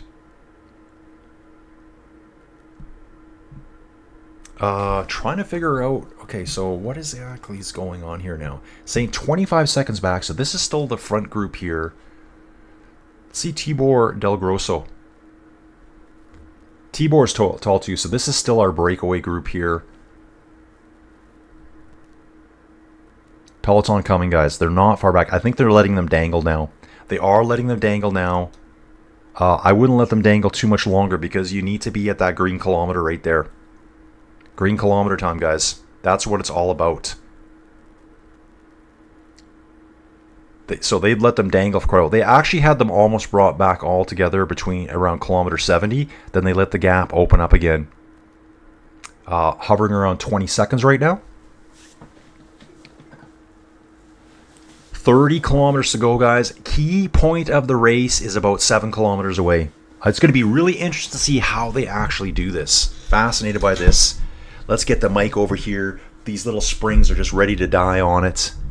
My cart on Amazon has a couple of boom arms in there. I better make that order today so I can have it for Friday. Get it delivered to Joey's office. Visma on the front with a couple of riders. 3 Intermarché riders in the mix. 1 Groupama guy. Peloton coming quick, guys. I was hoping for more echelon action here. We'll see what happens. Could still get some more of that even after the green kilometer. And we still have our 16 riders in that front group. Will anyone try to escape out of that front group right away here now? They got that green kilometer coming up. If I was them, let's say I was in that front group of 16 and my legs felt any good, I'd be like, we got to get out of here. We got to go now. We're just going to get caught. Riders completely on the grass on the side of the road. I'm not talking like riding the edge. I'm talking like 4 feet over in the grass, basically riding the ditch. The road is not wide enough for this peloton right now. For the amount of riders trying to get on the front, if the whole road is just blocked with riders. Riders try to come up around the sides. They try to sprint up, have to ride the grass. 1 Cofidis rider sitting on the front with a couple of Visma riders and Intermarché. UAE lining up on the left-hand side. Right there, that is Mr. Merlier, number 21 for Soudal Quickstep. In his white jersey. Going through the roundabouts, cobbled roundabouts as well. The breakaway's starting to look back now. There's 2 riders in the breakaway that are trying to move away. Also starting... Guys, it's curvy swervy time. I can see the breakaway group. They're going to start doing full curvy swervy right now. Guys, now's the time to go. If there's going to be any attacks, I think it's going to be a Continental level team rider that's going to go for it. Sorry, Pro Series rider. I can see the Wagner Basin rider maybe going. I can see the Unibet rider going. They're out to prove every time that they belong. That's totally what their job is as a Pro Series team. They're out to prove that they belong at World Tour level so they can get to World Tour level. Maybe one day I'll do a little bit of a video where I kind of talk about that a bit more. I didn't really know much about it this year. Okay, so looking back at a replay here, Red Bull rider flicking the two-door rider through. Looking back, he sees that no one's going to go with him. The two-door rider wants to work with him. A bit of a head shake. Yep. Red Bull guy turns around like, come on, guys. What are you doing? Are we just riding to be caught or are we riding to win? Let's go, dudes. Yep. Could see that happen right there. That'd be me. That'd be me. I don't think I'd be that nice, though, in the middle of that race. So there was like one guy that went with him to try to push forward. The rest just are just dilly-dallying. Now the Red Bull guy's calling for a bottle here. It says there are 5 kilometers to go, and that's probably to the green kilometer. Alpecin now coming up here. Alpecin, Astana, Lotto, Lidl Trek now. Looks like they're getting animated now, guys. These dudes here, if you get to the green kilometer first, you can be in the GC leaders jersey at the end of the day. If you get those time bonuses, then you can get caught by the Peloton. Then you surf wheels to the finish. Let the sprinters battle it out. Avoid the crashes. Put on the overall leaders jersey at the end of the day. Now is your chance. You got 5 kilometers. Do not give up now. 16 dudes in that group is pretty powerful. 16 dudes in that group is pretty powerful. Yeah. Okay, we're looking good, guys. We're looking good. Some days I don't even know what's showing up on screen. That same Red Bull dude. Who's the Red Bull dude here? Red Bull Bora Hansgrohe. Right. No, that's Sudal. Rui Oliveira? No, he's UAE. Okay, I'll figure it out, guys. Oh, right here. It's Ryan Mullen. Ryan Mullen. Yeah, he's getting a bit ticked off. Okay, here comes an attack now. Alpecin to Koenig finally goes. UAE rider went as well. Tour off the front. 25-second gap. Yeah, exactly. Get up there now, guys. You guys can hang on. Tour bridging across. Looks like a Cofidis rider, I would say. Is that Arkea BNB? It's either Arkea or it's Lotto. It's a Lotto rider and a Astana rider's there too. UAE rider smashing it now, folks. I'm loving this dude already. Dude, you are my new favorite cyclist. It's Rui Oliveira right here. He's by himself with 3 chasing. There was 4. He had a grimace on his face going for it. So that is our first point. So he's already gotten points there. This guy will probably pick up all 9 seconds. It looks like the Astana rider is trying to go. Just ignore the stats here on situation board. There's 4 riders up front. The UAE rider, the Astana rider will probably be getting all the points. These points are separated by like 400 and 500 meters. You have one 500 meter gap and then another. Green kilometer. Okay, so I think this might be the start of the green kilometer. Yeah, 100 meters to the green kilometer, it says. And I think that's the start of it. I'm going to watch this close, guys. 2 riders. It's Rui Oliveira and a rider for... Actually, it might be a decathlon rider.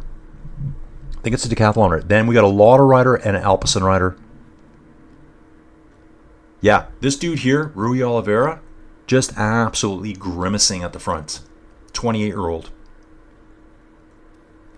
Getting into the mix. Just trying to figure out...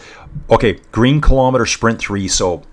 now the decathlon rider's trying to get some time. Jumps ahead of the UAE rider and picks up, I think, the final time of bonifications here. Guys, they're through the green kilometer right now. If Rui Oliveira doesn't get absorbed by the Peloton and fall out the back, he's probably wearing the overall leaders jersey at the end of today.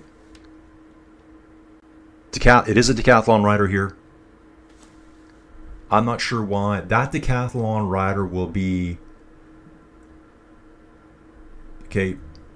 I don't think it's Dries de Bont. Well, maybe it is. Maybe there's two of them there. I'm only seeing one. So we got two up front, two chasers, the balance of the breakaway group. So, yeah, these guys, give it to them. They went for it. They're all going to be swamped in the end, but at least these guys got something to show for it. It is Dries de Bont. Okay, because they were just showing Dries de Bont further back. Guys, sometimes just take my word for it. Just take my word for it. They were saying Dries de Bont was 8 seconds back. He's been with Rui Oliveira all the way. Rui Oliveira got 2 of the time bonifications for 6 seconds. Dries de Bont would have gotten 2, 2, and then I think 3 seconds. So that would be 7 seconds for him, and I think Rui would get 3, 3, and 2, 8 seconds. There would be other points for the third place riders, who would be either Yanni Vermeesch or Jared Drisner's here. Jared Drisner's riding for Lotto. Okay, so that is the Lotto rider I saw. Now it looks like it's going to slowly come back together here. Balance of the breakaway. Okay, yeah, we'll just keep an eye on that for now. Let's not worry about translating back from Dutch. Here we go, guys. Here's the time bonifications. Rui Oliveira, he went first. Dries de Bont was the only guy that... Actually, 4 of them went. 2 of them decided, now we can't do this. Dries de Bont went with them. 3 points, 3 seconds. Rui Oliveira got 3 seconds at the second one. He got second place. So he's got 8 seconds of time bonifications. Dries de Bont got second place on the first 2 and then first on the last one. So he has 7 seconds of time bonifications. And then it looks like Jared Drisner's got 3. So these guys finish with the main peloton, and you're going to be on the podium. That's all they got to do today. That is their goal. They have 22 kilometers to go.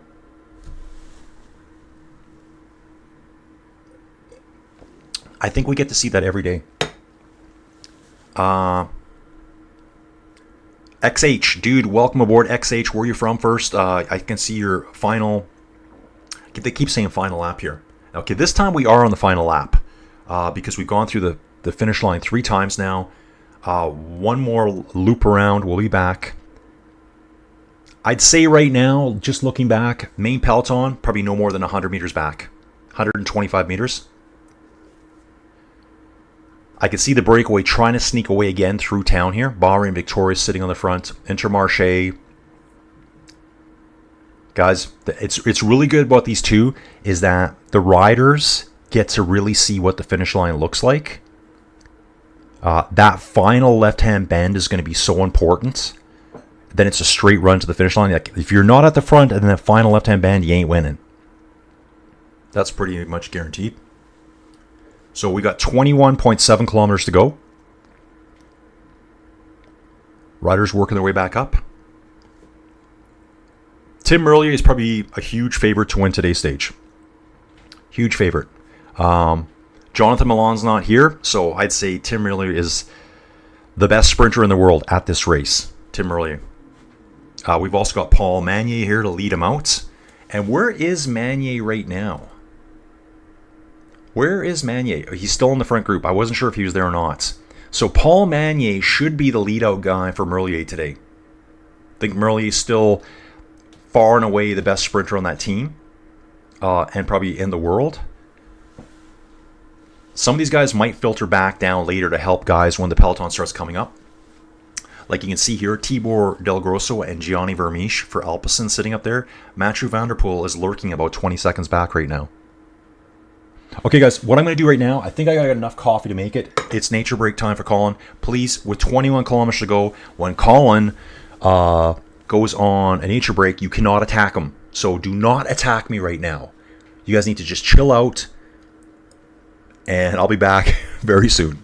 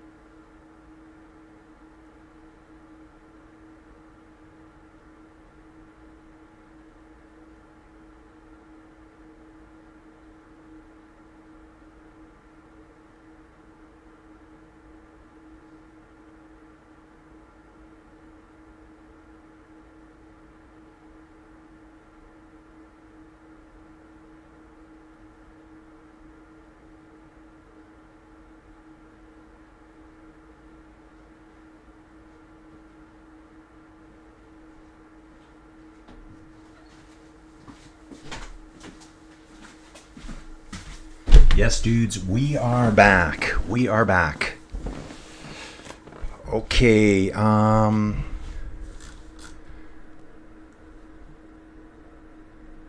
okay, what's going on here, guys? Okay, here we are. Let me get figured out here. I got totally distracted out there. We're at 19 kilometers to go, guys. So yeah, there it is right there on screen. Rui Alves Oliveira, 8 seconds time bonification. Dries de Bon at 7. Jared Drisner's at 3 seconds. Now, on screen here too, I'm seeing 2 little mini groups up front. So I think this is the balance of... There should be 16 riders in that front group. Yeah, we're seeing it here now. Okay. Yeah.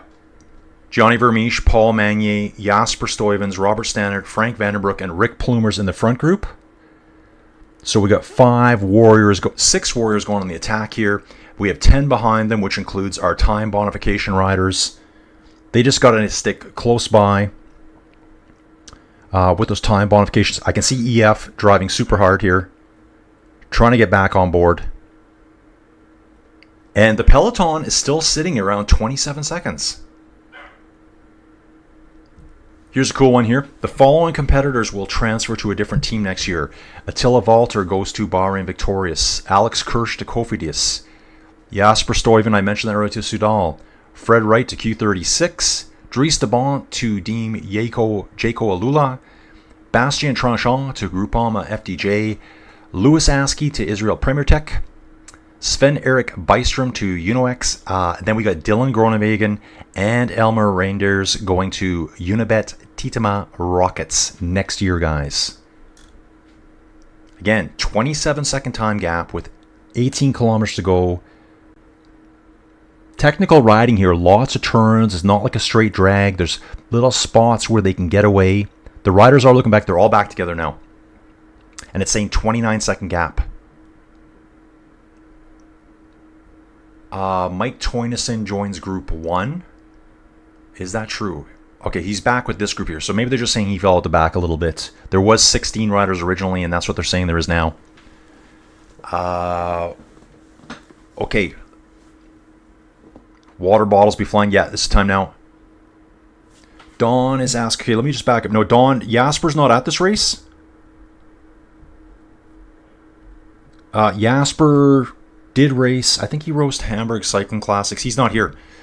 My feeling, this is Officer Cyclist. My feeling is the stage will either go to Magnier or Merlier. Dude, either or, right? They're both wicked sprinters.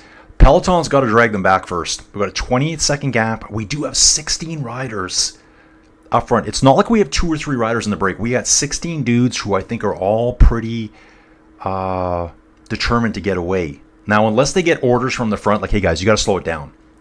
Like, maybe with Alpecin, I could see that. They're probably going to think that Mathieu van der Poel, obviously, is their GC rider. Tibor, Yanni, shut her down, slow them down.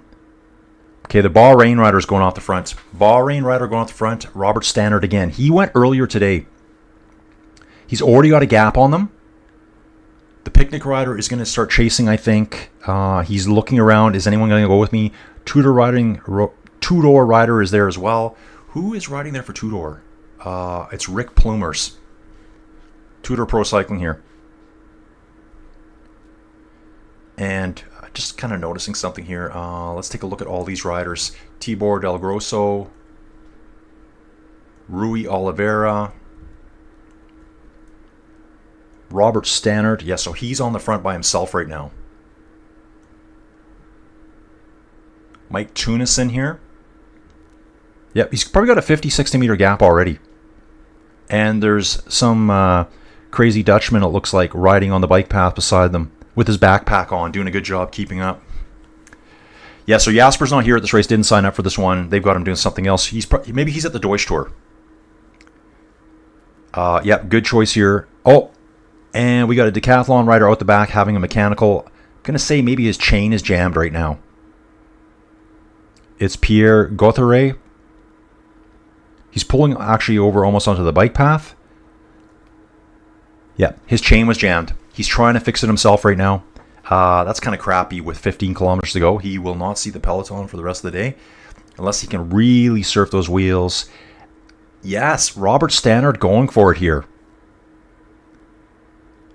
Yeah, look of determination on his face. Now we got more riders trying to come up here. Here come the attacks, guys. Out of the 16-rider breakaway group, they're attacking now. Let me have a good look here. That looks like is that Julius Johansson still? No, it's not Julius Johansson. Okay, there's the Alpecin riders there. Yeah, 2 Alpecin riders should be here. EF rider really lit it up there. So that was Casper Askren lighting it up. Pulled a lot. He just ended up pulling them all with him. Once he sees them, he lets off. Counterattack coming here. Counterattack, white jersey, dark blue bibs. Could be Rui Oliveira again. It could be the UAE rider. He slows down now too. 5 riders with him, 6 riders with him. And the rest are all scattered behind. The rest are all panicking now, trying to bridge up. So 6 in the front group, 1 bridged in the middle, and about 9 in the back. Plus we got the Bahrain victorious rider out the front by himself still. I think so. Robert Stannard. Slowly coming back together. I think we're going to see a series of attacks over and over here now, guys. At one point, it's going to fall apart. And so Robert Stannard is on the front, and I just saw an Alpecin de Koenig rider and another one together. See who that is. They're all basically back together, but that chase group is like getting ready to implode. Chase group will implode, guys. T. Royven, I would not underestimate Olav Koy. He probably has the best lead-out team with McClay, Affini, and Laporte. Exactly. Laporte back after being off for almost a year, guys. Affini, I would sit on his wheel any day. That guy has a wicked time trial under him. We saw that at the Tour de France. So the Peloton, the first group, there we got another attack going. 3 riders trying to get away now from the 15 that are together. 1 dude out front. The big Peloton is like 1 corner back, 21 seconds back. And this looks like an Astana rider here. Yep, Mike Terneuzen. Mike Terneuzen here. Terneuzen, Frank Vandenbroek, and Dries de Bont, the decathlon rider again. Good move by Dries de Bont here because he has time bonifications. Pretty sure he has time bonifications right now. Okay, it won't show us the virtual GC at this point. We'll check back. Yeah, it was Dries de Bont that was getting the virtual. He's got 7 seconds of time bonifications on the road. Rui Oliveira got 8th. Him being up front here puts him in the virtual lead right now. We've only got 11.5 Ks to go. But the Peloton is lurking, guys, at 17 seconds back.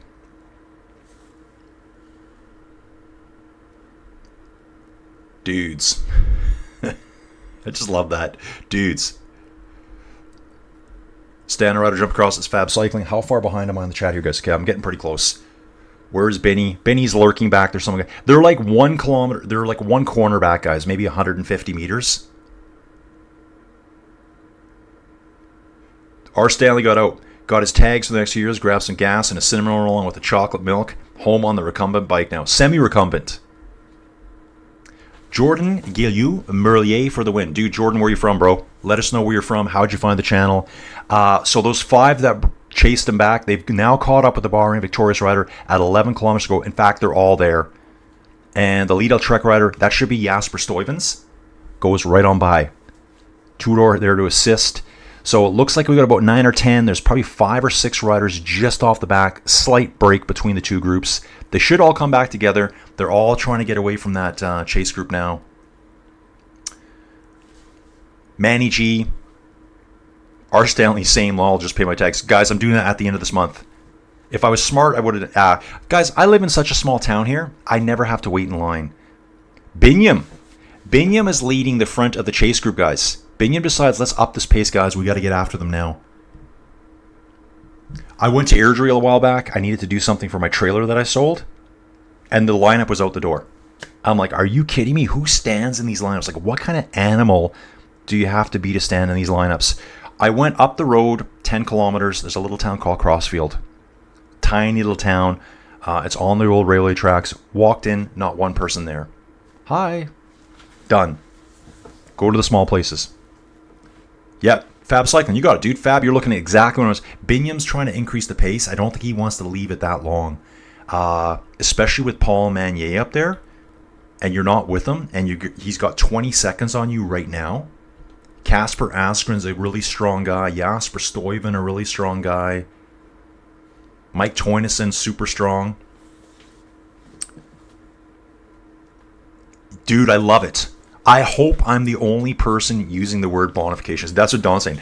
Colin, I am pretty sure you are the only person using the term bonification. Yeah, all you other commentators, come on, man. You need to get to my level. Let's bring it. Time of bonifications. My life is a bonification, guys. Well, it's probably the opposite of that, but somehow I will drag it all back. I will drop to the... You got to hit rock bottom before you can climb back to the top. The comeback is better than setback. So yeah, I got to hit rock bottom first. Then I start climbing back to world dominance. 29-second gap, guys. 8.7 kilometers. Who is going to bring it back? Right now, no team is dominant at the front of the chase group. There's Groupama, Bahrain, Lotto. Binyam's there. Actually, there's two. There's Binyam and one of his Intermarché guys. Soudal there as well. I wonder if they're kind of playing the game of, well, do we let one of our other dudes win it today? Can the breakaway stay away? Do we bring it back? Like, you don't want to chase down your teammate. So they might let this just play out the way it is. Okay, seeing some action here. This dude looks like he's going to get racy. Could be a Bahrain rider there. No, wrong helmet. At the front, Unibet. Unibet going for it here. Axel Hoons on the front for Unibet here. Titama Rockets. They are left to right on the road, guys. There are winds here. And if I can get a look at the trees. Yeah, trees are kind of rocking and rolling around a bit, guys. Peloton is so close, though. Peloton's very close. Taking a left-hand bend here. Alpecin rider on the back, looking back all the time, wondering where Mathieu van der Poel is. What a crazy road. Looks like they diverted this road around this tree. So they take a hard left, then another hard right, back to join the same road, to go around one tree. Ah, it's probably swampy there too. And do they cross the road? Hard to tell here. I think they swing, they take a super hard left, take another left into the traffic circle, and then another left. 17 seconds now. Riders pulling in the peloton. It's Michael Leonard for the Ineos Grenadiers. I haven't seen him yet. Okay, out of the balance of the breakaway, two riders, Lotto rider and one of the Alpecin Deceuninck riders going. Jasper Stuyven has a look. Starts looking back. Nope, I ain't going. Looks like Manier was thinking about it. Waiting for help. Now he's back on it. Bahrain Victorious comes again. That's going to be Robert Stannard trying to bridge up again. Manier was looking for wheels to surf there. He reacted to the two out front, and then he thought, no one's going with me. I don't want to do the work myself. I need a lead out, man. I need to surf another dude's wheels. UAE's there again. That looks like Rui Oliveira is there. They're 5 seconds back now. Two riders out front. Jared Drisners. Let's look at this dude for Lotto. 26-year-old. Looks like a tall dude. And Tibor Del Grosso for Alpecin Deceuninck. Another tall dude. 1.9 meters tall. Actually, guys, I'm not sure if you could tell or not, but I was kind of looking through all the riders. All of these riders I'm seeing in this group are kind of bigger guys. Kind of big dudes that can go out in the breakaway alone and battle the winds. Peloton's right here, though. Peloton is imminently going to catch them, guys. Oh, yes, and the Peloton is very curvy, swervy right now. Just snaking around. There's 3 groups on the road. Looks like the remnants of... Okay, half of the breakaway is being caught right now. 6.2 kilometers to go. And looks like I'm about 300 or 400 meters behind on my camera feed, guys. So it looks like the two up front have been caught by about 4 or 5 other riders. They've got a little bit of firepower here. 2 Alpecin Deceuninck riders are in the very, very front group. Lead El Trek is the Jasper Stuyvens. Got an Astana rider there too. That would be Mike Terneuzen, I believe, for Astana. It is. Pretty desperate chase here, guys. Pretty desperate chase right now. So, guys, how we do it here. Echelon's coming from Fab Cycling. That's kind of happening now. So there's 6 riders up front, the entire peloton bearing down on them. 6 kilometers to go, 5.5 over here. Guys, you know the routine. If you're brand new, once I get close to the finish, I do not look here. I look at my video feed, and I tell you how I'm seeing it go down. Right now, I'd say there's about a 75-meter gap between these 6 riders up front and the chasing peloton. There's probably 7 in this group. 6 riders in this group. 2 Alpecin riders right here getting ready for Mathieu van der Poel. I'm prepared to see Mathieu van der Poel. Guys, we're going to start leaning over here more. I'm prepared to see Mathieu van der Poel come out. Lots of dudes cyclocrossing on the side, and there's a crash. I thought there was a crash, just saw it. I saw a rider divert hard on the left-hand side of the road into the grass. 2 Visma Lisa bike riders down. One gets up and is gone. There's another one stretched on the road. Looks like that could be either a Red Bull. It looks like a Red Bull rider sitting on the pavements. EF rider. So there's 3 riders that have been really delayed. EF rider looks like he's going to get ready to start straightening his handlebars. Sam Wells for Red Bull looks like he took the worst of it there. Guys, 4.6K to go here. They're all so desperate to get to the front. They're riding the grass links. They're going out too wide and they're crashing. I did see it. I just didn't say it. And then I'm like, yeah, there is a crash. Yeah, so it looks like 20CE _ Paul Magnier here. I think that's who he's cheering for. 20CE, where are you from, dude? I'm going to read this quick, Colin. My life is a bonification. I went skiing a few years back and almost fell off a cliff. Yeah, here's the crash. The whole peloton swerved to the left, pushed a bunch of riders into the grass, and eventually one of the wheels stuck and probably delayed 15 riders at the back. Some just had to slow down. So Don had a bonification in the fact that he did not fly off the side of a cliff. 3.8 Ks to go, guys. All back together. Everyone's back together, guys. And it looks like the riders are getting back on. The EF rider did get back on to the back of the peloton here. I'm going to start watching here more, guys. I'm going to catch up here quickly. Pain Dangle. I like that one, too, for the breakaway. Just barely hanging on. They're back together now. Manny G laughing his ass off. Apparently a crash.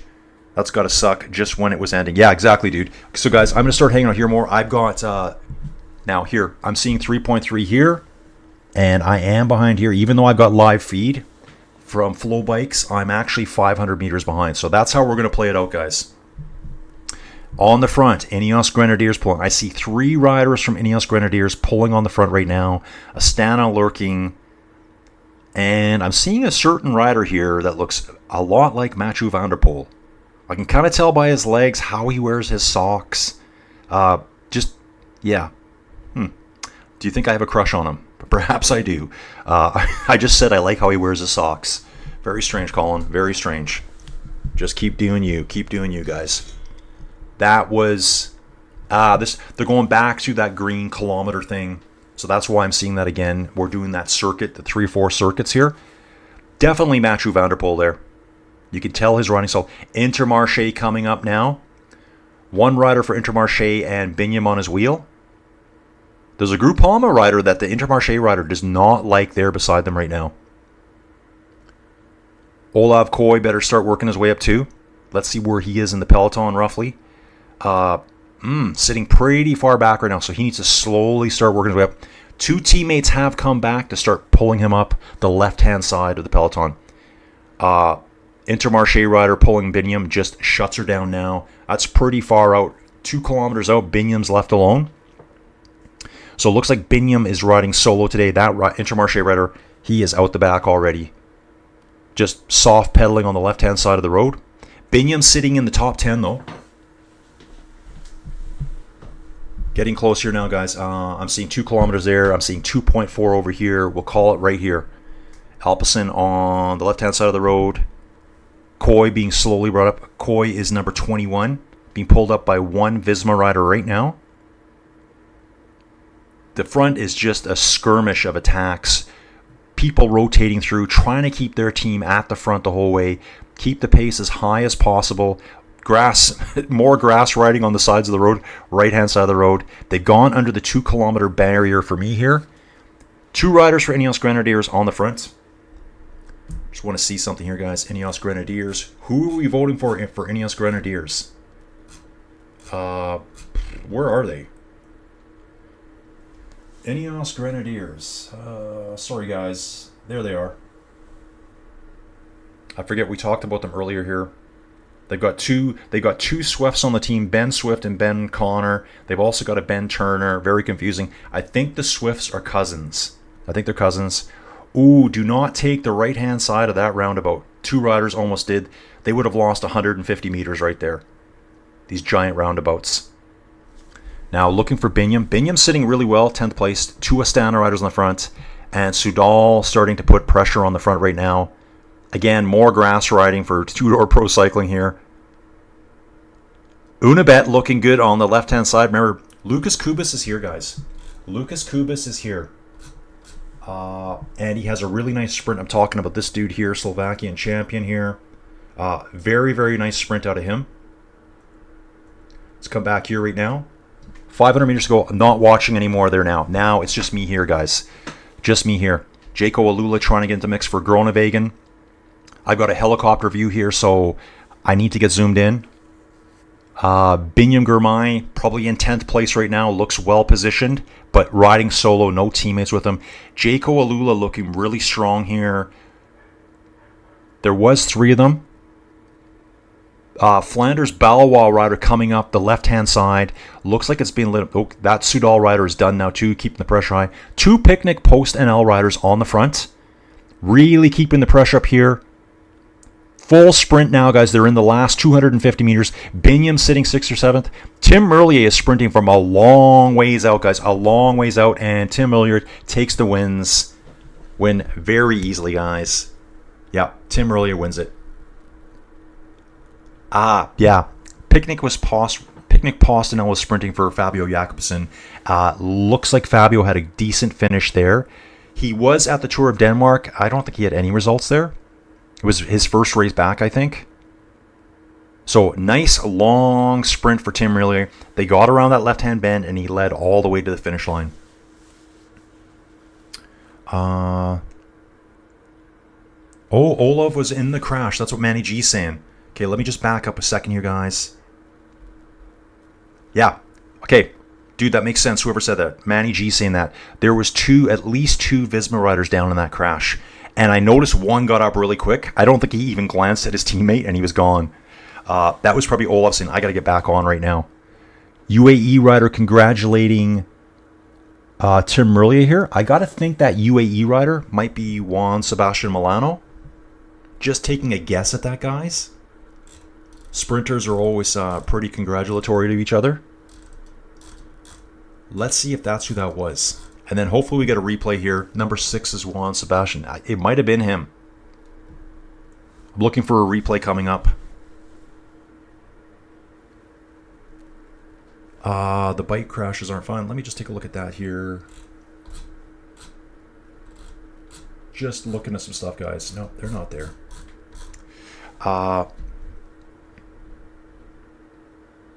Olav was in the crash. Okay, we did. Sam Welsford, let me guess, got caught up in a Cofidis crash. Yeah, who knows, right? Don saying, I think Jasper's riding La Vuelta that starts on Saturday. I think stage 5 for this one is Sunday. That's correct. There's Saturday-Sunday overlap of this with La Vuelta. I'm going to figure it out somehow, guys. If anything happens where I can't, I'll just do La Vuelta, and I'll give updates about this one the whole time. So got to just jump back there for a second. Something looked kind of funny on screen there to me. Okay, just lots of thumbs up to dudes here. All the schmozzle afterwards. Still waiting for a replay. Yeah, Merlier won that one easy, guys. I'd like to see who was close with him. Yeah, Manny G, yeah, that's what I thought. Yeah, so that's just what I'm putting together here now. One of the Visma riders was like, okay, I'm up and I'm going. I'm not even looking at my friend who's sitting in the ditch right now because he couldn't. Yeah, Merlier won. Here's the replay, guys, coming to the final finish. So Picnic had a good lead out here. They were like the last team to go. 2 riders, they take the left-hand bend. Okay, that left-hand bend is coming up right now. So Fabio went first. Tim Merlier is sitting on his wheel. There's a UAE rider there as well. I think that's Juan Sebastian Milano. Binyam's in 5th place. Lotto rider tries to come up with the mirrors. Actually passes Fabio. Passes. Going to be close. Tim Leary for first. I think Juan Sebastian Milano for second. And then a Lotto rider, which is probably going to be Arnaud Delis. That's my guess. Binyam would have been 4th or 5th unless he gets swamped at the end. Yeah, Juan Sebastian Milano did get 2nd place, guys. I can just tell. I'm looking at his face. Just waiting for the stats to come up here. How's our time looking? 9 o'clock in the morning, guys. This is a short stream today, guys. Only 3.5 hours so far. No problems over here at Inside Cycling World, guys.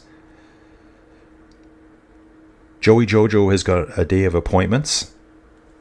It's always this every time. Delis was second. Okay, Delis got a second. Oh, really? Wow. I knew he threw his bike at the end, and there it is, Juan Sebastian Milano. I couldn't tell who was second or third there. Pavel Bittner 4th.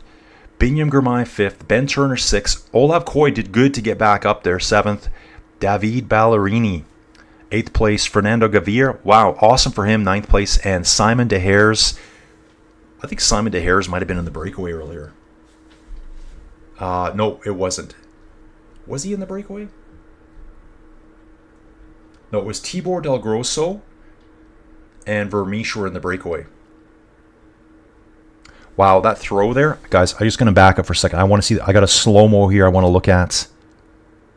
Yeah, really good throw by the Lotto rider at the end. And that Lotto rider came from the complete left-hand side of the road, snuck his way behind them, came up the right side on the barriers, and snuck his way through. And it was Juan Sebastian Milano. Congratulations, Tim earlier at the end.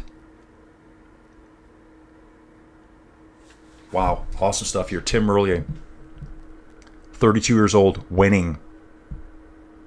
Let's see how the other sprinters did. I'd like to know where Groenewegen finished there today. See if he's got his sprint ability back. This mouse is acting funky here. Let's get back over here, guys. Preliminary results. Okay, that's all going to show us is those top 10. Now, depending where those dude finished, who was it, Rui Oliveira? And what was available at the end there? Were there time bonuses at the end? No actual GC yet. The one rider has an 8-second time bonus. I think that's going to pop up right away here. Hope the rest of the race is like this fast. It's going to be. Tim Miller for the win. Visma rider's coming now. That must have been one of the crash riders. Got a teammate with him. I don't know why I don't like him too much. I'm sure he's a fine person. So Don doesn't like Tim Merlier. Great stream, my dude. Thanks, Don. Hope the rest of the race is like this fast. T. Royvin's asking if I'm doing the Deutschland Tour. Let's take a look at that right now, guys. I may do it, but probably not today. It's the prologue, too, so it's going to be a time trial. Oh, wow. I love time trial, guys. They still have 70 riders to start. What do we have for checkpoints? Oh, we don't have any checkpoints, though. I'm looking at it right here, guys. So you guys are probably asking where some of the riders are. Let's see who's at the start list for the... Oh, yeah, guys. Look at this. Lidl Treks here with Jonathan Milan, Consoni, Ryan Gibbons from South Africa, Edvard Toynes. Red Bull's got Florian Lipowitz is back in action. Jordi Meus. Danny Van Poppel. Lawrence Pithy. Guys, I wish I need more time. Votes at the German Tour. Votes there. Kreisvik. UAE has Niels Pollitt. Jan Christian. Rafa Maika. Brandon McNulty. Jonathan Narvaez. That's a solid team right there. Sudal Kusip. Ilian Van Wilder. Catiano. Enkhorn. Luke Lamperti. There's their sprinter right there. Uno X, Alexander Kristoff, here he is, man. We're trying to get towards 100 wins. Baron Skold, super strong rider. William Bloom-Levy, we just watched him at Tour of Denmark. Alpecin de Koenig over there is Caden Groves. And looks like all his support team. Ineos Grenadiers, Geraint Thomas. Wow, dudes. Geraint Thomas riding over here. Andrew August, Jonathan Castroviejo. Just catching names. Team Picnic Post, John Degenkolb. Love this guy. He's been around forever, survived a horrendous crash, 36 years old. Still racing. Love it. Keep racing, dude. They're only showing that they have 5 riders at this race. Movistar, Will Barta, American. Bahrain Victorious is Phil Bauhaus. Just, again, guys, I'm just catching main names. Marco Holla for Tudor Pro Cycling. Larry Warbass. Looking for GC for this race still here. Israel Plemertech has got Simon Clark. Hofstetter.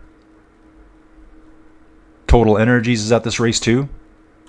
Bike Aid, a continental level team at the race. Q36.5s are, ooh, Matteo Moschetti. This guy is deadly fast. This dude right here. Matteo Moschetti is very fast. 29-year-old sprinter I watched over at Vuelta a Burgos. Beat the best at that race. We have 2 continental level teams there, so that's cool to see. Intermarché's there as well. So that's one of the hard things about being a World Tour team. You got to split your team up to multiple races at the same time. I'll try to set it up differently tomorrow, guys, so maybe I can do Deutschland as well. There's also this Tour of Limousine here. And this is the hardest out of all the races. It's got the most climbing. Every day, this race has like 3,000 meters of climbing. Every day. These other races are flatter. It's just a lower level race. See if we can get the GC here. Just looking for GC, guys. GC. We got preliminary results. Still waiting on GC. They got to figure out all the times, I think. Was there...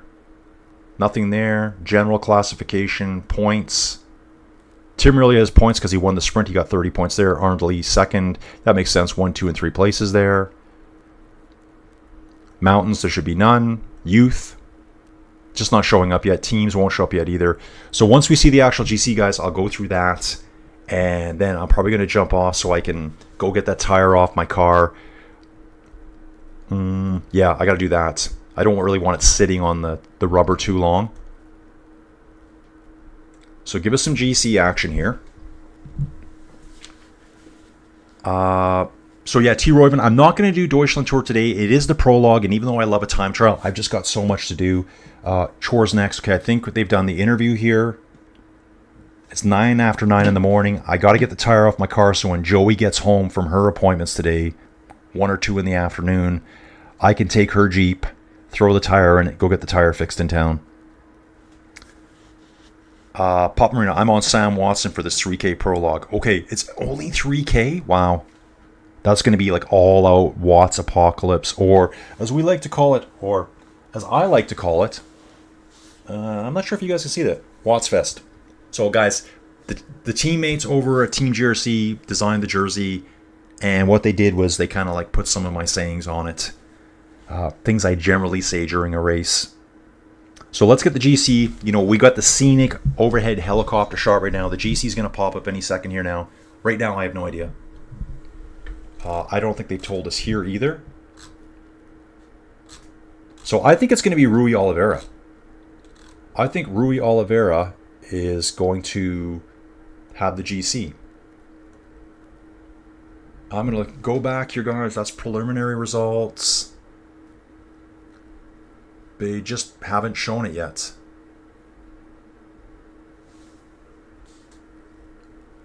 Yeah, no comment yet who actually is in the GC. And the live stats for Renewi Tour are now over. Actual GC, nothing. So unless Rui Oliveira got blown out of the back with that 8-second gap, and how he finished compared to Dries de Bont, he should have the GC right now. Whatever jersey it is they wear here. So I'm just going to keep waiting. Have a good day, Colin. Good luck getting retired. Yes. Oh, or fixing my tire is what you mean, maybe. Showing the crash again there. Here's Olaf. Yeah, he's up fast. Grabs his bike, and he's gone. If I don't see it right away, guys, I will jump off. Turning off my coffee warmer. And, you know, hopefully by tomorrow we'll have a thumbnail up. Joey was up at 5:25 going, oh, I got to make you a thumbnail. Really? Merlier gets the GC? Probably because there was probably a 10-second time of bonification at the finish, guys. That's my guess. I just don't see it anywhere here. So he probably got 10 seconds for the finish. Everyone finishes at the same time. So it's probably Tim Merlier. Then I'm going to guess it's Rui Oliveira. Then I'm going to guess it's, well, depends on the other time bonifications for the sprinters. So, yeah, Borja Romero, dude, thanks for throwing that in there. I'm not sure where you saw it yet. I just haven't even seen it yet. I'm looking everywhere for it. Actually, I know what to do. Let's go back to the home page. This should give me better results here. Renewi Tour, Stage 1. Yeah, see there? 10, 6, and 4. That tells me Tim Merlier is first place at 10, minus 10. Rui Oliveira should be second at 8. Then it should be Dries de Bont at 7. Then it's going to be Arnaud Delis at 6. And Juan Sebastian Milano at 4 seconds. Let's take a look at the GC here quickly. Come on, guys. They just show me Tim Merlier. Really? GC here? Can I look here? Now they're showing it. Rui Oliveira did get second place. I think they're finally figuring this out on the fly. So Rui Oliveira will get second from his time bonifications. Then it's going to go back to the sprinters. So next it's going to be Arnaud Delis. No, it's going to be Dries de Bont at 7 seconds. Arnaud Delis at 6. Juan Sebastian Milano at 5. Here's the GC right now. Tim Merlier first. Rui Oliveira is 2 seconds behind. Dries de Bont 3 seconds behind. Those are the two that went on the break in the green KM. Arnaud Delis in 4th place. Juan Sebastian Milano. Jared Drisner's. He picked up 3 seconds in that green KM. So it's going to be a race every day of the green KM and the sprinters. Love it. Pavel Bittner's in 7th. Biniam Girmay in 8th. Ben Turner in 9th. And I missed 10th place, guys. Apologize for that. Okay, guys. I'm going to jump here quick today because I do got to get this tire fixed for my car. And we'll go from there. Okay, guys. Thanks for watching. We'll see you again tomorrow morning, bright and early. Maybe have a new thumbnail. I don't know. But you guys know where I am. Let's see how the views go for this one. I'm still getting tuned up for La Vuelta. Let's get it, folks. Shaka Khan, Bangagon. Let's go.